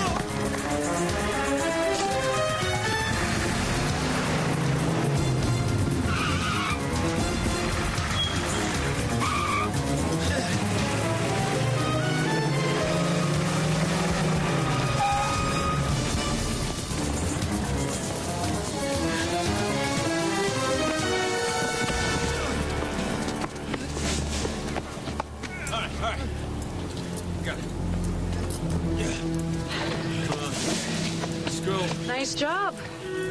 Yeah, it was, wasn't it? Did you get it all? I might even get you a segment on America's sloppiest police chases. Oh, funny. Not bad for an Army guy. Sure you want us all here? Of course I do. You guys are my family. This is a big step. I know, and that's why I want all your support. I'm sure you're doing the right thing. Well, after I'm sworn in, the Navy will pay for me to finish medical school, and then afterwards I'll owe them 4 years of service. Until then, I'll be enrolled in the ROTC program. Here we go.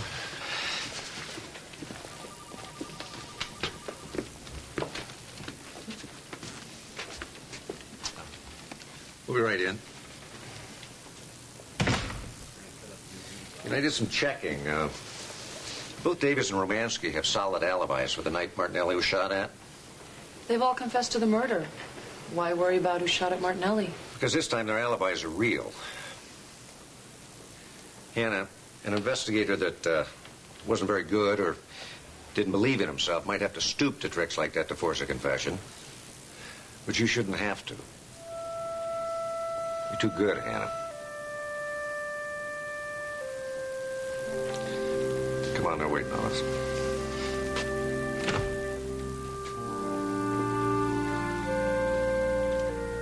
And you swear to uphold the Constitution of the United States of America and protect her against all enemies.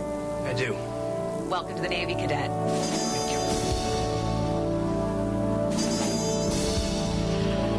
Congratulations. Thank you.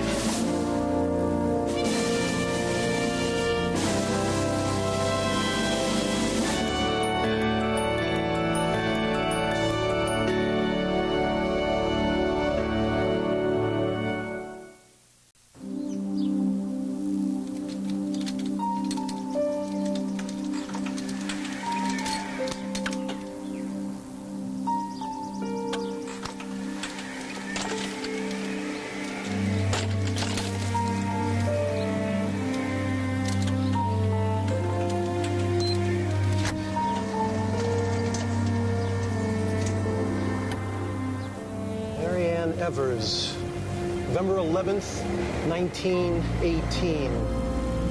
Pete Best in the cave. 42nd parallel. 5440, your fight.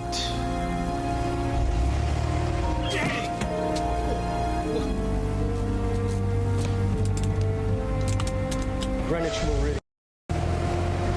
Mia Farrow, 93 million miles, Costa Rica.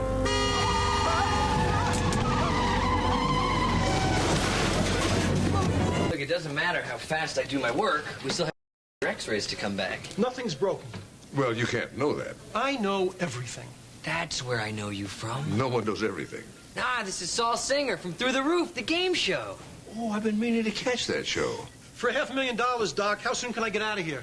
Well, Dr. Travis is right. It's a lot quicker to wait for those X-rays than it is to deal with complications later. What's the rush? That show is live. If I'm not at the studio in half an hour, I'm going to lose my shot at 500 large.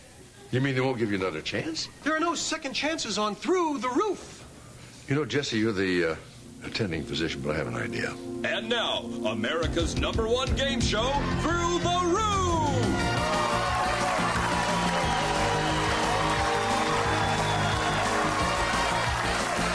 Welcome, the man who makes people rich, Drew McIntyre.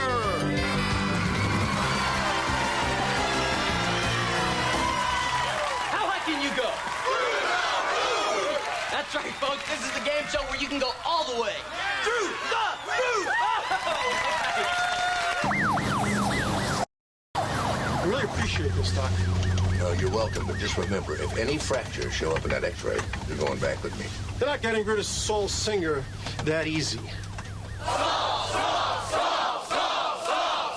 I know. We all wanted to see Saul Singer come back and risk it all for $500,000 smackaroos.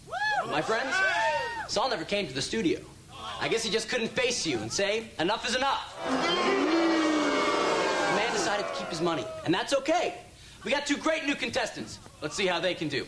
Let me introduce... Not so fast. I'm back.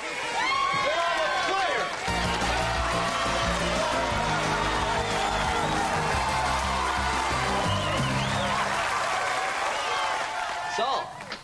We thought you decided to take your money and run. Not a chance. The only reason I'm late is because I had a little traffic accident on the way over here. I got my doctor himself right here with me. Yes, that's right. We had to bring him in an ambulance. And they say doctors don't make house calls. All right, well, let's play Through the Roof. Where's my lucky jacket? Charmaine has it.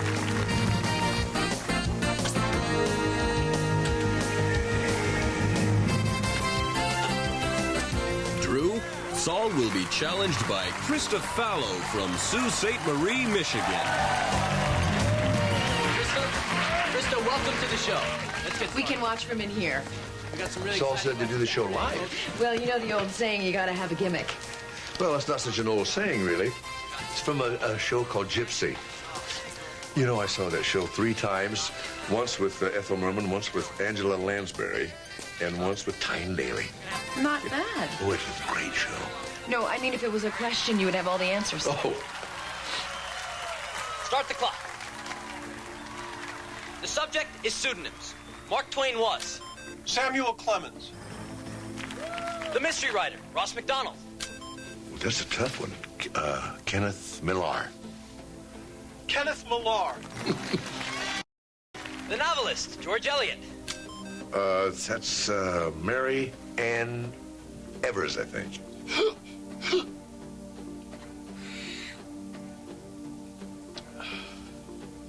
Mary Ann Evers.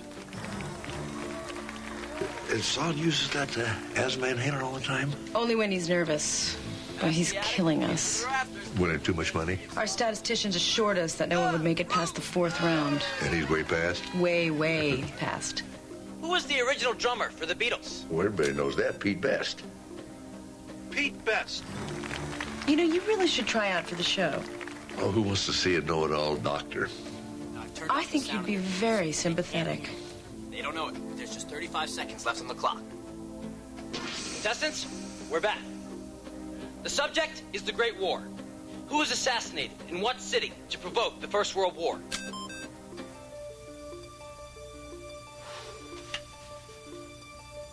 Archduke Ferdinand in Sarajevo. I knew that. An excuse to start the war. On what date was a peace treaty signed that ended World War I? Armistice Day, November 11th, 1918.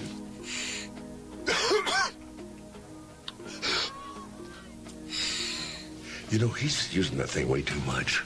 You could save him from himself. Play against him, you'd win. Anytime now, Saul. Saul, we're running out of time. November 11th, 1918. Right again. Next question. What was the international organization that brought together 2 opposing factions which... Ladies and gentlemen, that's the final buzzer. He's done it again. Get him out of the booth. Saul Singer, you've just won $500,000. Now, you know what that means. You're way up in the act.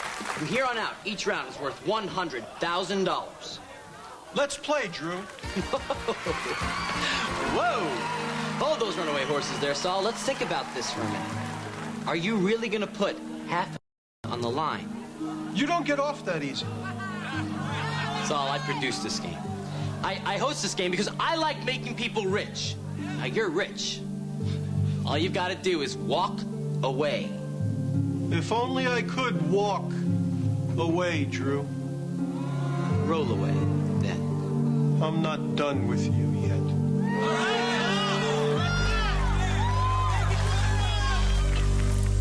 Excuse me.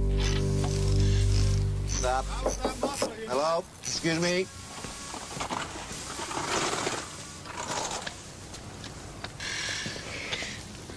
No accident. That's the answer. What's the question? Had the van been tampered with?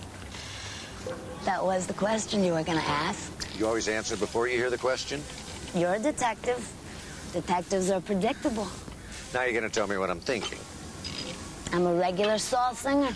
Hey, you ever notice how first he buzzes, then he thinks about the question? That's how he wins. You studying to be a contestant? What's the matter? You think grease monkeys aren't smart? I never said that.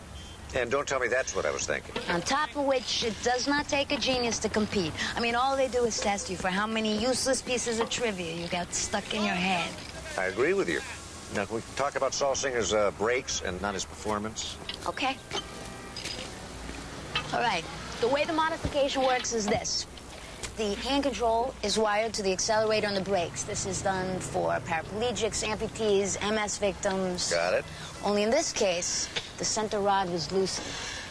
Loosened, not severed. No. If it was severed, he would have never made it out of his driveway. The way this baby was rigged, Saul would have never known what was wrong till he was cruising at full speed. So someone wanted him to crash. And he is right! If I was a detective, which I'm not, I'd ask Saul Singer who it was who didn't want him to get wherever it was to go. Answer, the network. I'm gonna break the bank. That may not be a joke. Aren't these shows supposed to be cheap entertainment? They're also supposed to get ratings. I'm a celebrity, Lieutenant. A certified cerebral geek. Thanks to me, the show is #1. Forgive me for asking, but how did you end up paralyzed? I can't answer that question. Why not? Because I don't know what happened. I was up in Franklin Canyon trying to list the red-breasted canyon warbler. Is that what we're hearing now? He's a waterfowl from the Morro Bay estuary, taped back in December of '96, when I still had legs. And Franklin Canyon? I'd set up my tape recorder. I was crossing the road on the way back to my car. Next thing I knew, lying in the hospital, paralyzed from the waist down. I'm sorry. According to the police, the driver of the car wasn't. What was his story? He didn't stick around to tell one. As best they can reconstruct it, the son of a bitch hit me, took off, left me to be found by a park ranger 6 hours later. That's terrible. Terrible. You want to know what's terrible? If I'd have made it to the hospital right away, there's a good chance I'd be walking today. You know, these two accidents may well be related. I don't believe so. Why not? Because that was over a year ago. Why would anybody wait a year to try to kill me? Besides, I saw the police reports. They did a thorough investigation. LAPD came up as empty as me.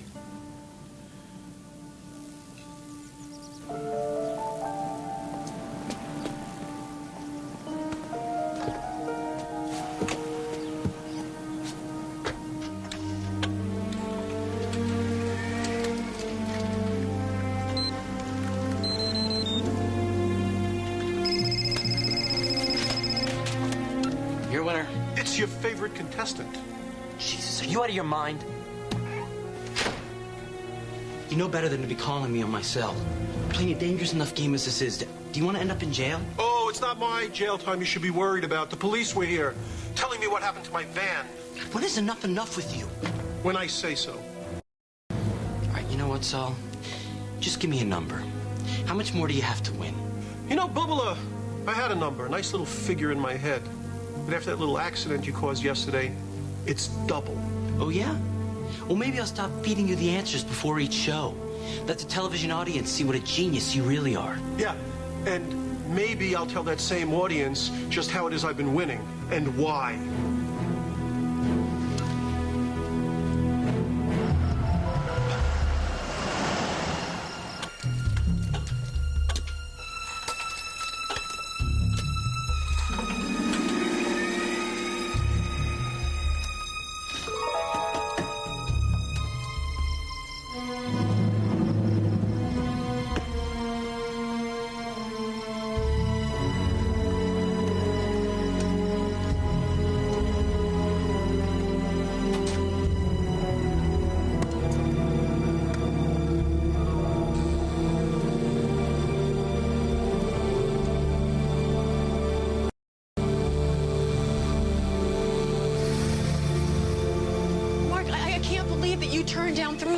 I would probably blow the first question. Were you kidding? I don't know. I sure wouldn't want to play against Saul Singer. You ask me, I think that's an arrogant man. He's smart. There's nothing wrong with being smart. Smart? He's risking $500,000. He sounds so smart to me. Guys, just watch. Sal's going to go all the way to $1 million. 5 more rounds to go. 5 Will more Saul rounds? Singer I don't break? think so. I know what I'd do. Yeah, quit. Yeah, well, I'm ahead. Yeah, Sal is no quitter. He's got guts. What popular actor named himself after a popular actress who named herself after a famous comedian?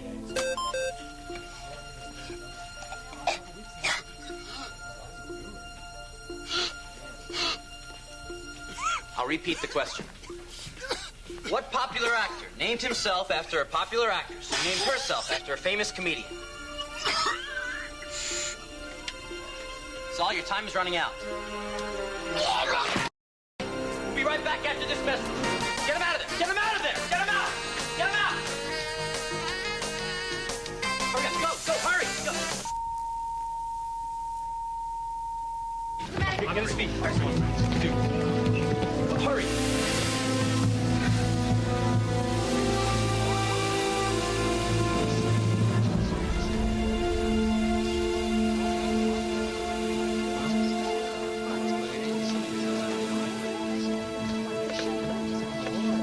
He's dead.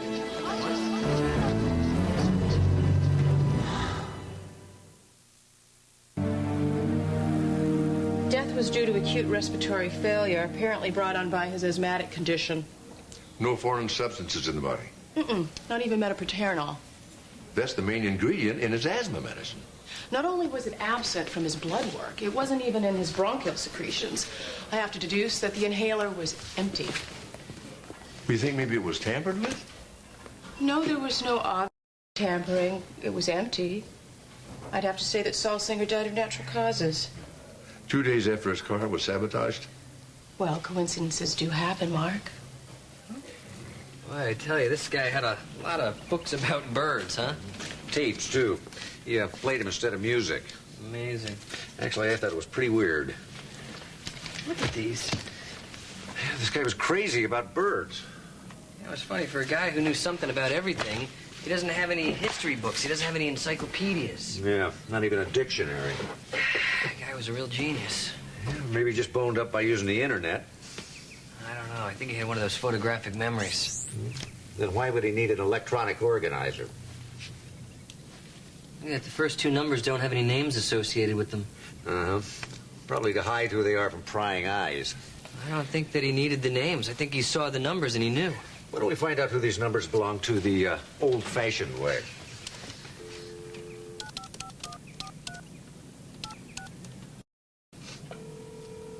You've reached Valleybrook Investments. Enter your PIN number.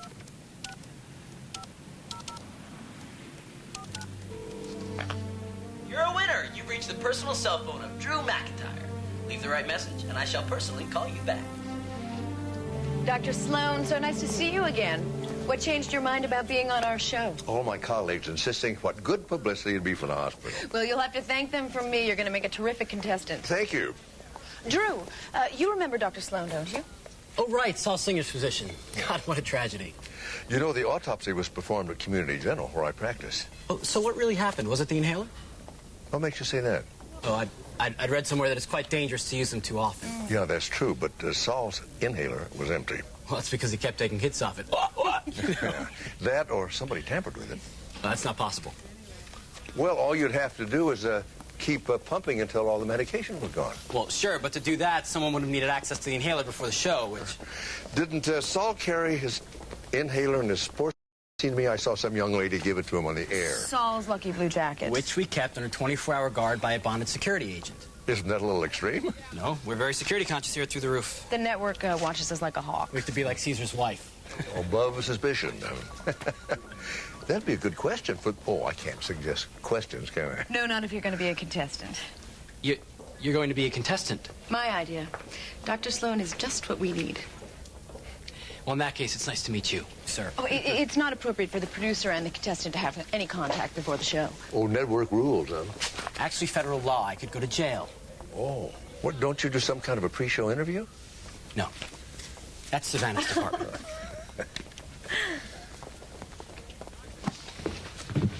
Drew? You know, Saul was absolutely positive the car that hit him did so by accident. Oh, he said that in the autopsy, did he? No, actually, he told my son, who was the police detective who investigated Saul's second accident. And he was a little bit surprised. He thinks there's a connection between the two incidents. Savannah, did you know Dr. Sloan's son was investigating Saul's death? Oh, I didn't disqualify myself. No, not at all. Your connection is with Mr. Singer, not the show. No, Savannah will test you, Doctor. Just like any other contestant. You'd be surprised how few professionals make the first cut.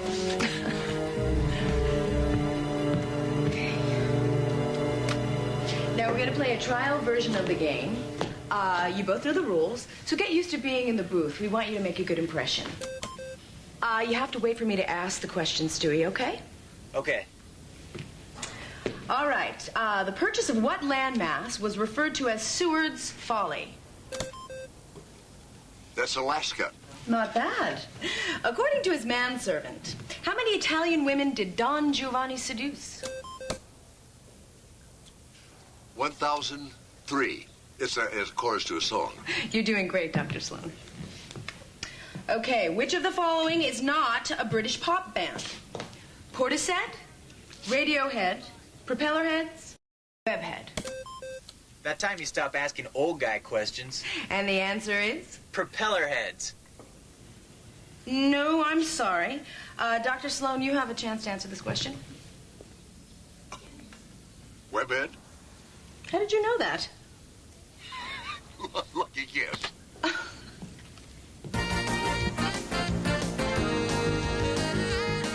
Ladies and gentlemen, and now, here's your host for Through the Roof, Drew McIntyre!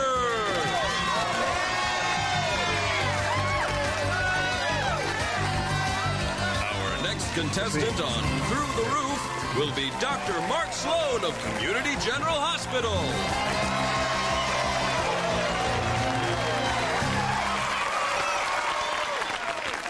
Dr. Sloan, I'm afraid you haven't been entirely forthcoming with us. No, I think I've been completely truthful. Well, perhaps a trifle overly modest then. My associate just informed me. You're not only a doctor, but you're also a police consultant. Oh, no, that's just something I do from time to time. You're not going to believe this, folks. In fact, I had a hard time believing this.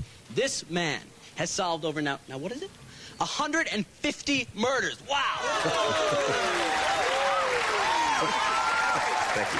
I wouldn't say solved. I would say helped out a little. Now, you wouldn't happen to be hot on the trail of a killer right now, would you, Doc? Well, you never know. And you never do know what we're going to be asking you. So, Dr. Mark Sloan, let's play. Through the Roof!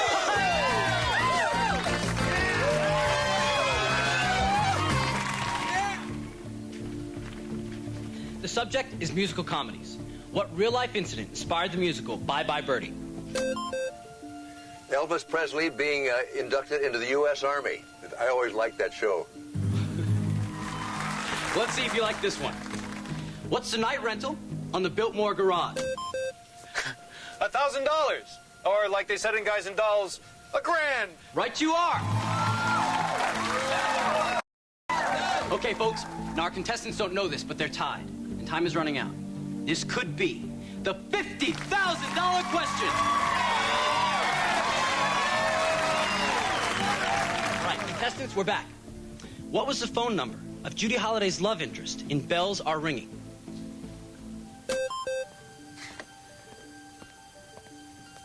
It was a song, and his number is Beechwood 45789. And that's not right. Dr. Sloan, do I need to repeat the question for you? I'm in love with a man, Plaza O4433. And he sings.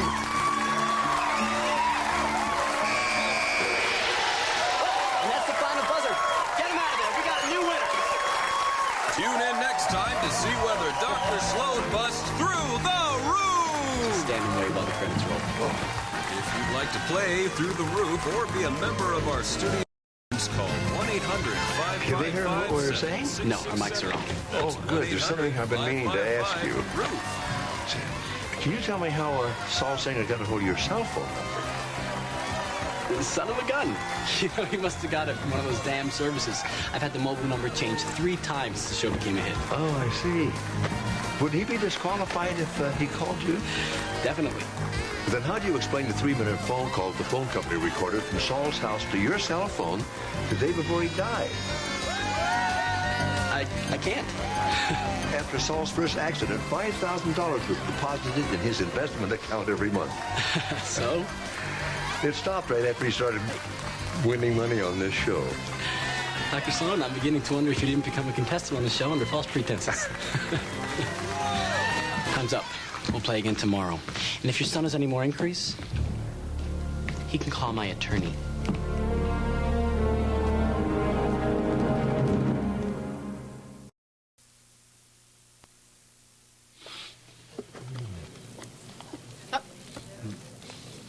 Here you go. Yeah.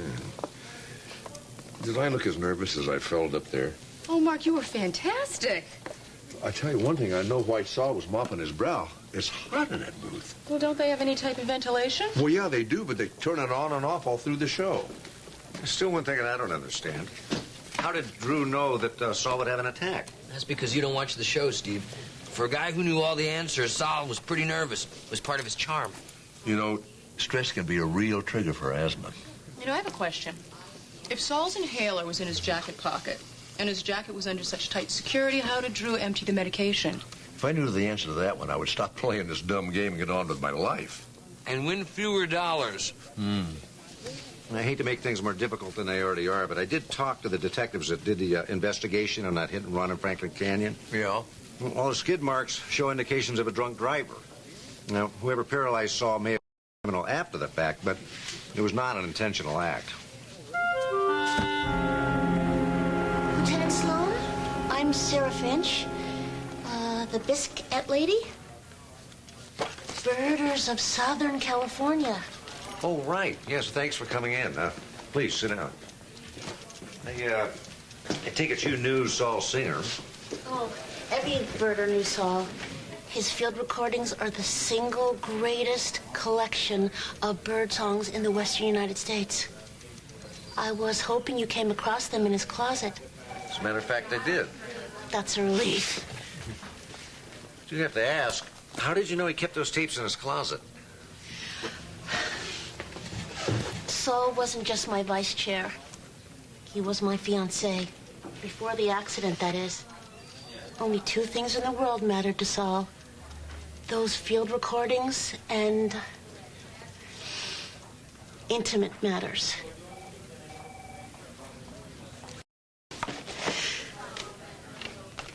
I'm sorry. Nothing to be sorry about. I sat by his bedside every day and every night, listening to him go on and raving and raving. Can you recall the nature of these ravings? How could I ever forget? Saul kept going on and on about the Bluety bird. I'm not a birder, but I've never heard of a Bluety bird. Who has? It doesn't exist. When Saul regained consciousness, I asked him what in heaven's name was he thinking of? He hadn't a clue. Don't you think that's odd? Very. Here's your jacket, Dr. Sloan. You do the wardrobe for all of the contestants, do you? Actually, I started out as Mr. McIntyre's wardrobe assistant. Then when Mr. Singer came on the show with his lucky jacket, I took care of that. Well, I couldn't show favorites. One thing led to another. I see.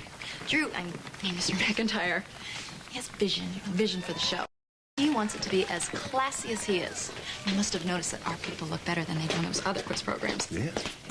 All set. We're on in 5 minutes. Okay. Okay, just this way here. Put you in the makeup chair. All right. You know, I really never realized how much work goes into these productions. You should talk to the writers sometime. Well, I can't do that. No, that's true. You all set? Thank you. Fabulous. Thank you. Okay, I'm just going to shuffle on this way over here. You know, I was noticing this booth before. Was it constructed just for handicap access? That's right. Well, I know you try to watch costs on things like this. Wasn't it expensive? Very. We even had to install a hydraulic lift. Oh. And as producer, Mr. McIntyre didn't object to that? Oh, well, actually, this booth was Drew's idea. He wanted to expand the contestant base for the show. Saul seemed like a dream come true. Have you seen Mr. McIntyre? Were you in charge of Mr. McIntyre's car? I wash it for him. Hey, he's a man. You always got to do favors for the man.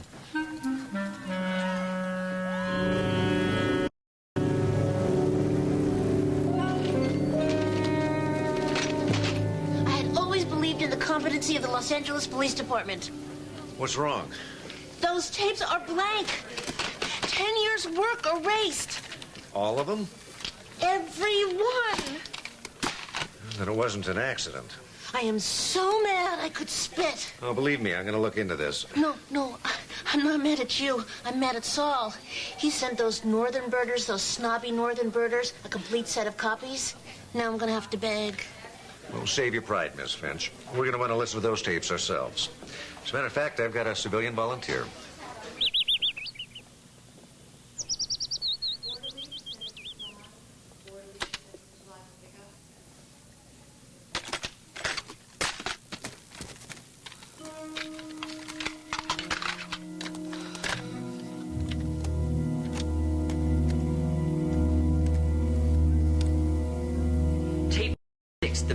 Feds sent the knock bees. That would be the Northern California birders? Yeah, they sent everything except for tape 56, so I checked the originals from Sol's house. I thought those were all blank. Erased, but the tape was still there. Tape 56 was recorded in Franklin Canyon on July 16th, 1998. July 16th. Wasn't that the night of Saul's first accident? Exactly. Hey, Mark! Hey, boss. Dr. Sloan. Right. I can't have you fraternizing with the crew. Oh, I'm sorry. I didn't know the Teamsters had access to the questions. They don't. Oh, thank you. You know, I found out something kind of interesting. Saul Singer recorded a tape up there in Franklin Canyon the night of the hit and run. Really? Yeah, I was hoping maybe he played it for you, as part of the interview process. I'm not interested in birds. It's this way. No, well, most of them take it for granted, I know. But, if you really pay attention, did you know there was a thing called a bluety bird? Stump, Doc. Well, actually, stumped me, too, and I checked and found out there's no such thing as a bluety bird. But still, there it is on the tape recorded by Saul up there in the canyon. Saul Singer recorded a non-existent bird. Well, in the manner of speaking. The police always survey all the repair shops whenever there's a serious hit-and-run accident. Not one garage reported anything that night. So we've got a non-existent repair to go with the non-existent bird. Well, maybe not. The gentleman to whom I was just speaking out there said that he repaired the bumper on your car at about that time. Blue Thunderbird, blue T-bird. Car's red. Yeah, it is now, but he said he repainted it. I have a feeling if the police strip off that red paint, they'd find a blue coat underneath. If you'll excuse me, Doc, I've got some show business to attend to.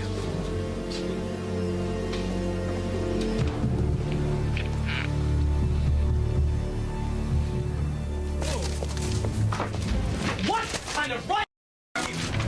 They are killing us out there. Killing us. First Saul Singer and now Dr. Sloan. I mean, what is the matter with you people? This is supposed to be a cheap show. Nobody is supposed to get past the 4th round. Nobody. I want harder questions. Can your little minds begin to comprehend that? Harder questions. Thank you. Morons.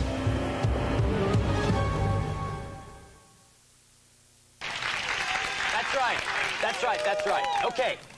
The subject is baseball. In what ballpark did the Dodgers play their most World Series games? Oh, Doctor?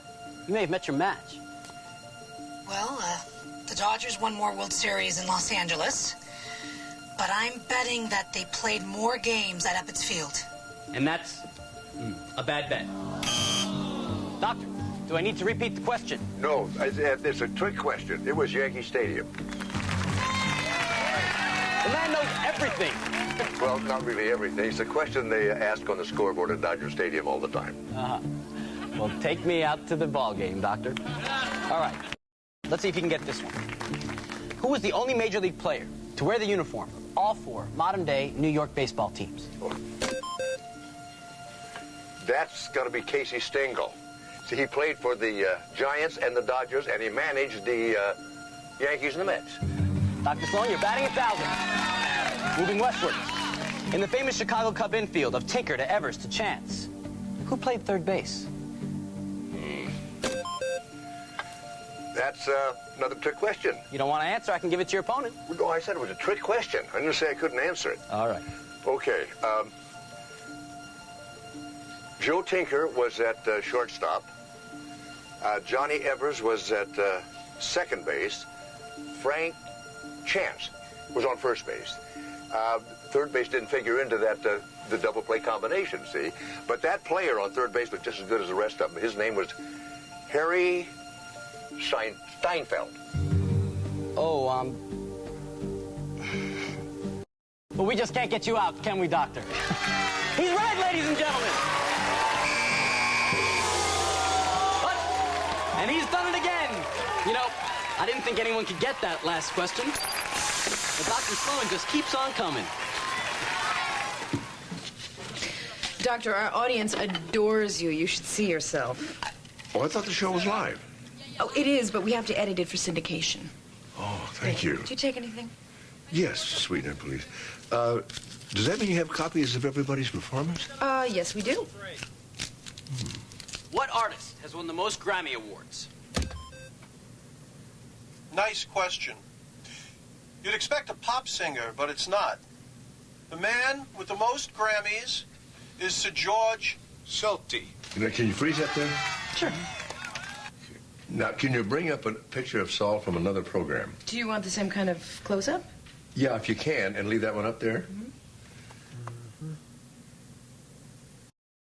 Yeah.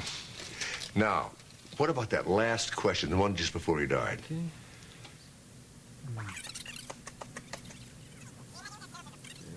What popular actor named himself after a popular actress who named herself after a famous comedian? Yeah, right there.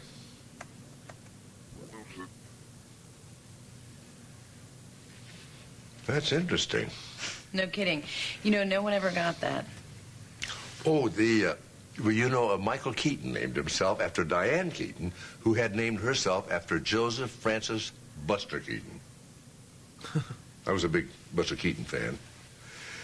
But that's not what's interesting here.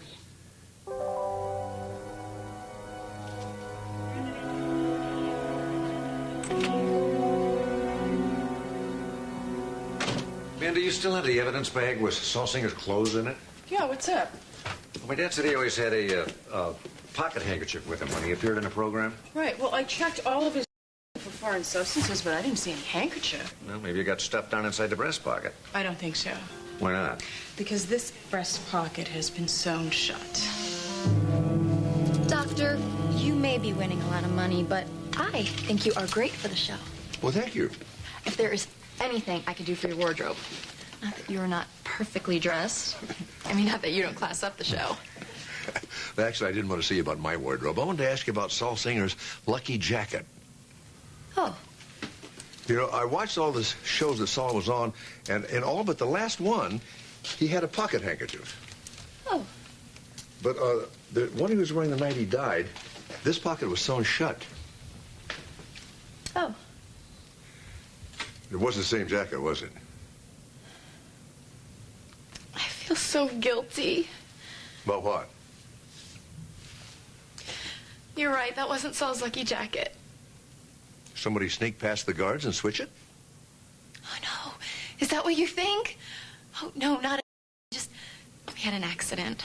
What kind of an accident? Oh, the sprinkler system in the wardrobe room went off somehow, and Saul's jacket was ruined. It shrank 3 sizes. What'd you do about it? I went right to Drew. He told me to go out and buy another jacket, you know, identical like. Drew swore that Saul would never know the difference, but I knew. I knew it wasn't the lucky jacket. Don't you see? Why don't you tell me? I thought that unfortunate man was gonna lose. You know, go home without any money. He'd never know that he lost because he wasn't wearing the really lucky jacket. I just never thought that new jacket would be so unlucky he would die in it. Well, I don't think it was the jacket that killed him, Charmaine. He went from the guy with all the answers to dead. I call that really bad luck. Well, one more question. What about the inhaler? Oh, that was the right inhaler, all right. Drew gave it to me himself. I put it in the new jacket before I...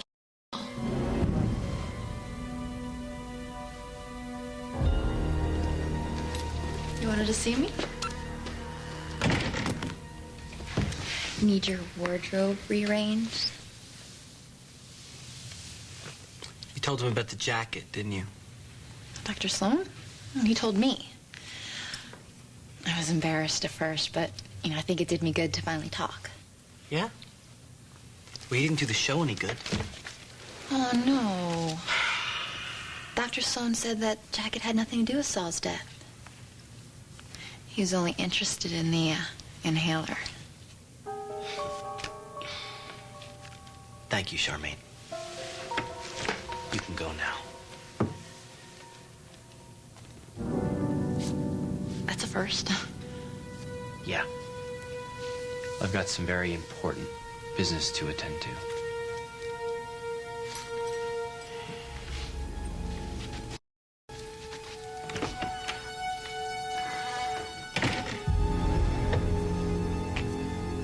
Hello?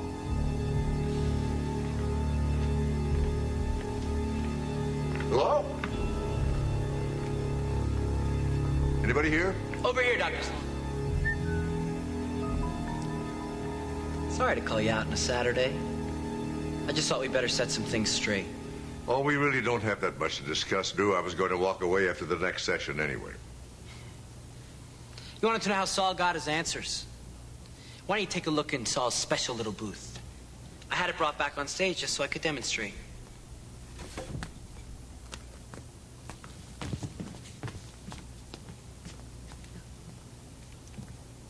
Oh, and pay particular attention to the video screen. Where you show the contestants the questions. That's how you did it.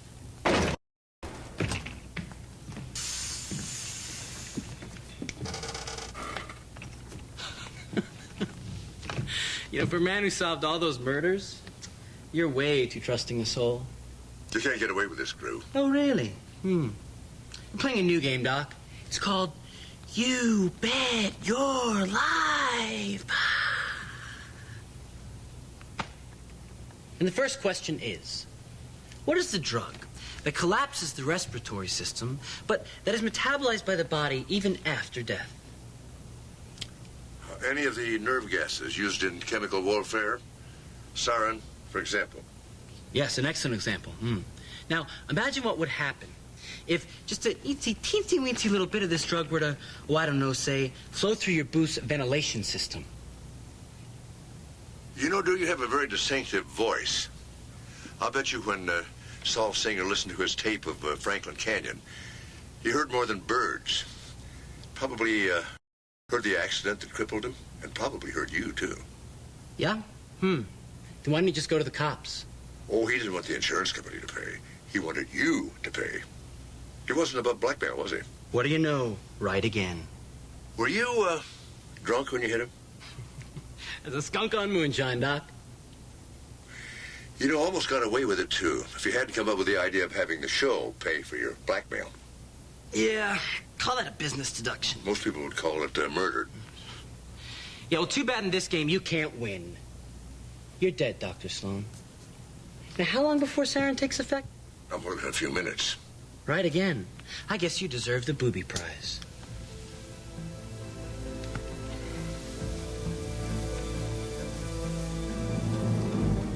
I just want you to tell me how you killed Saul. So stupid. I put an empty inhaler in the guy's new jacket and watched while nature took its course. Ooh, difficult. Sounds like an admission to me, Drew. Yeah, well, too bad you can't use it. You never read me my rights. Wrong answer. See, you weren't under arrest, but now you are. My father's not entirely trusting. We checked out the ventilation system before you arrived. That was a very unlucky jacket, Charmaine. Intentionally unlucky jacket. But it's all there on videotape along with your confession. I guess this is the end of Through the Roof. I'm not so sure about that.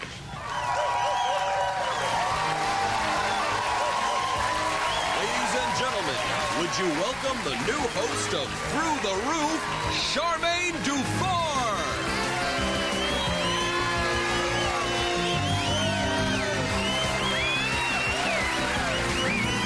Is this a great country or what? So sweet. I am so excited. You know, we've had some real tragedy on the show. But that is all behind us. And the reason is because of this really terrific man. Our defending champion, Dr. Mark Sloan. Come on out here.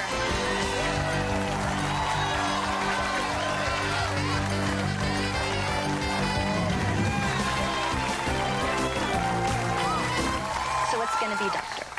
You have won $150,000.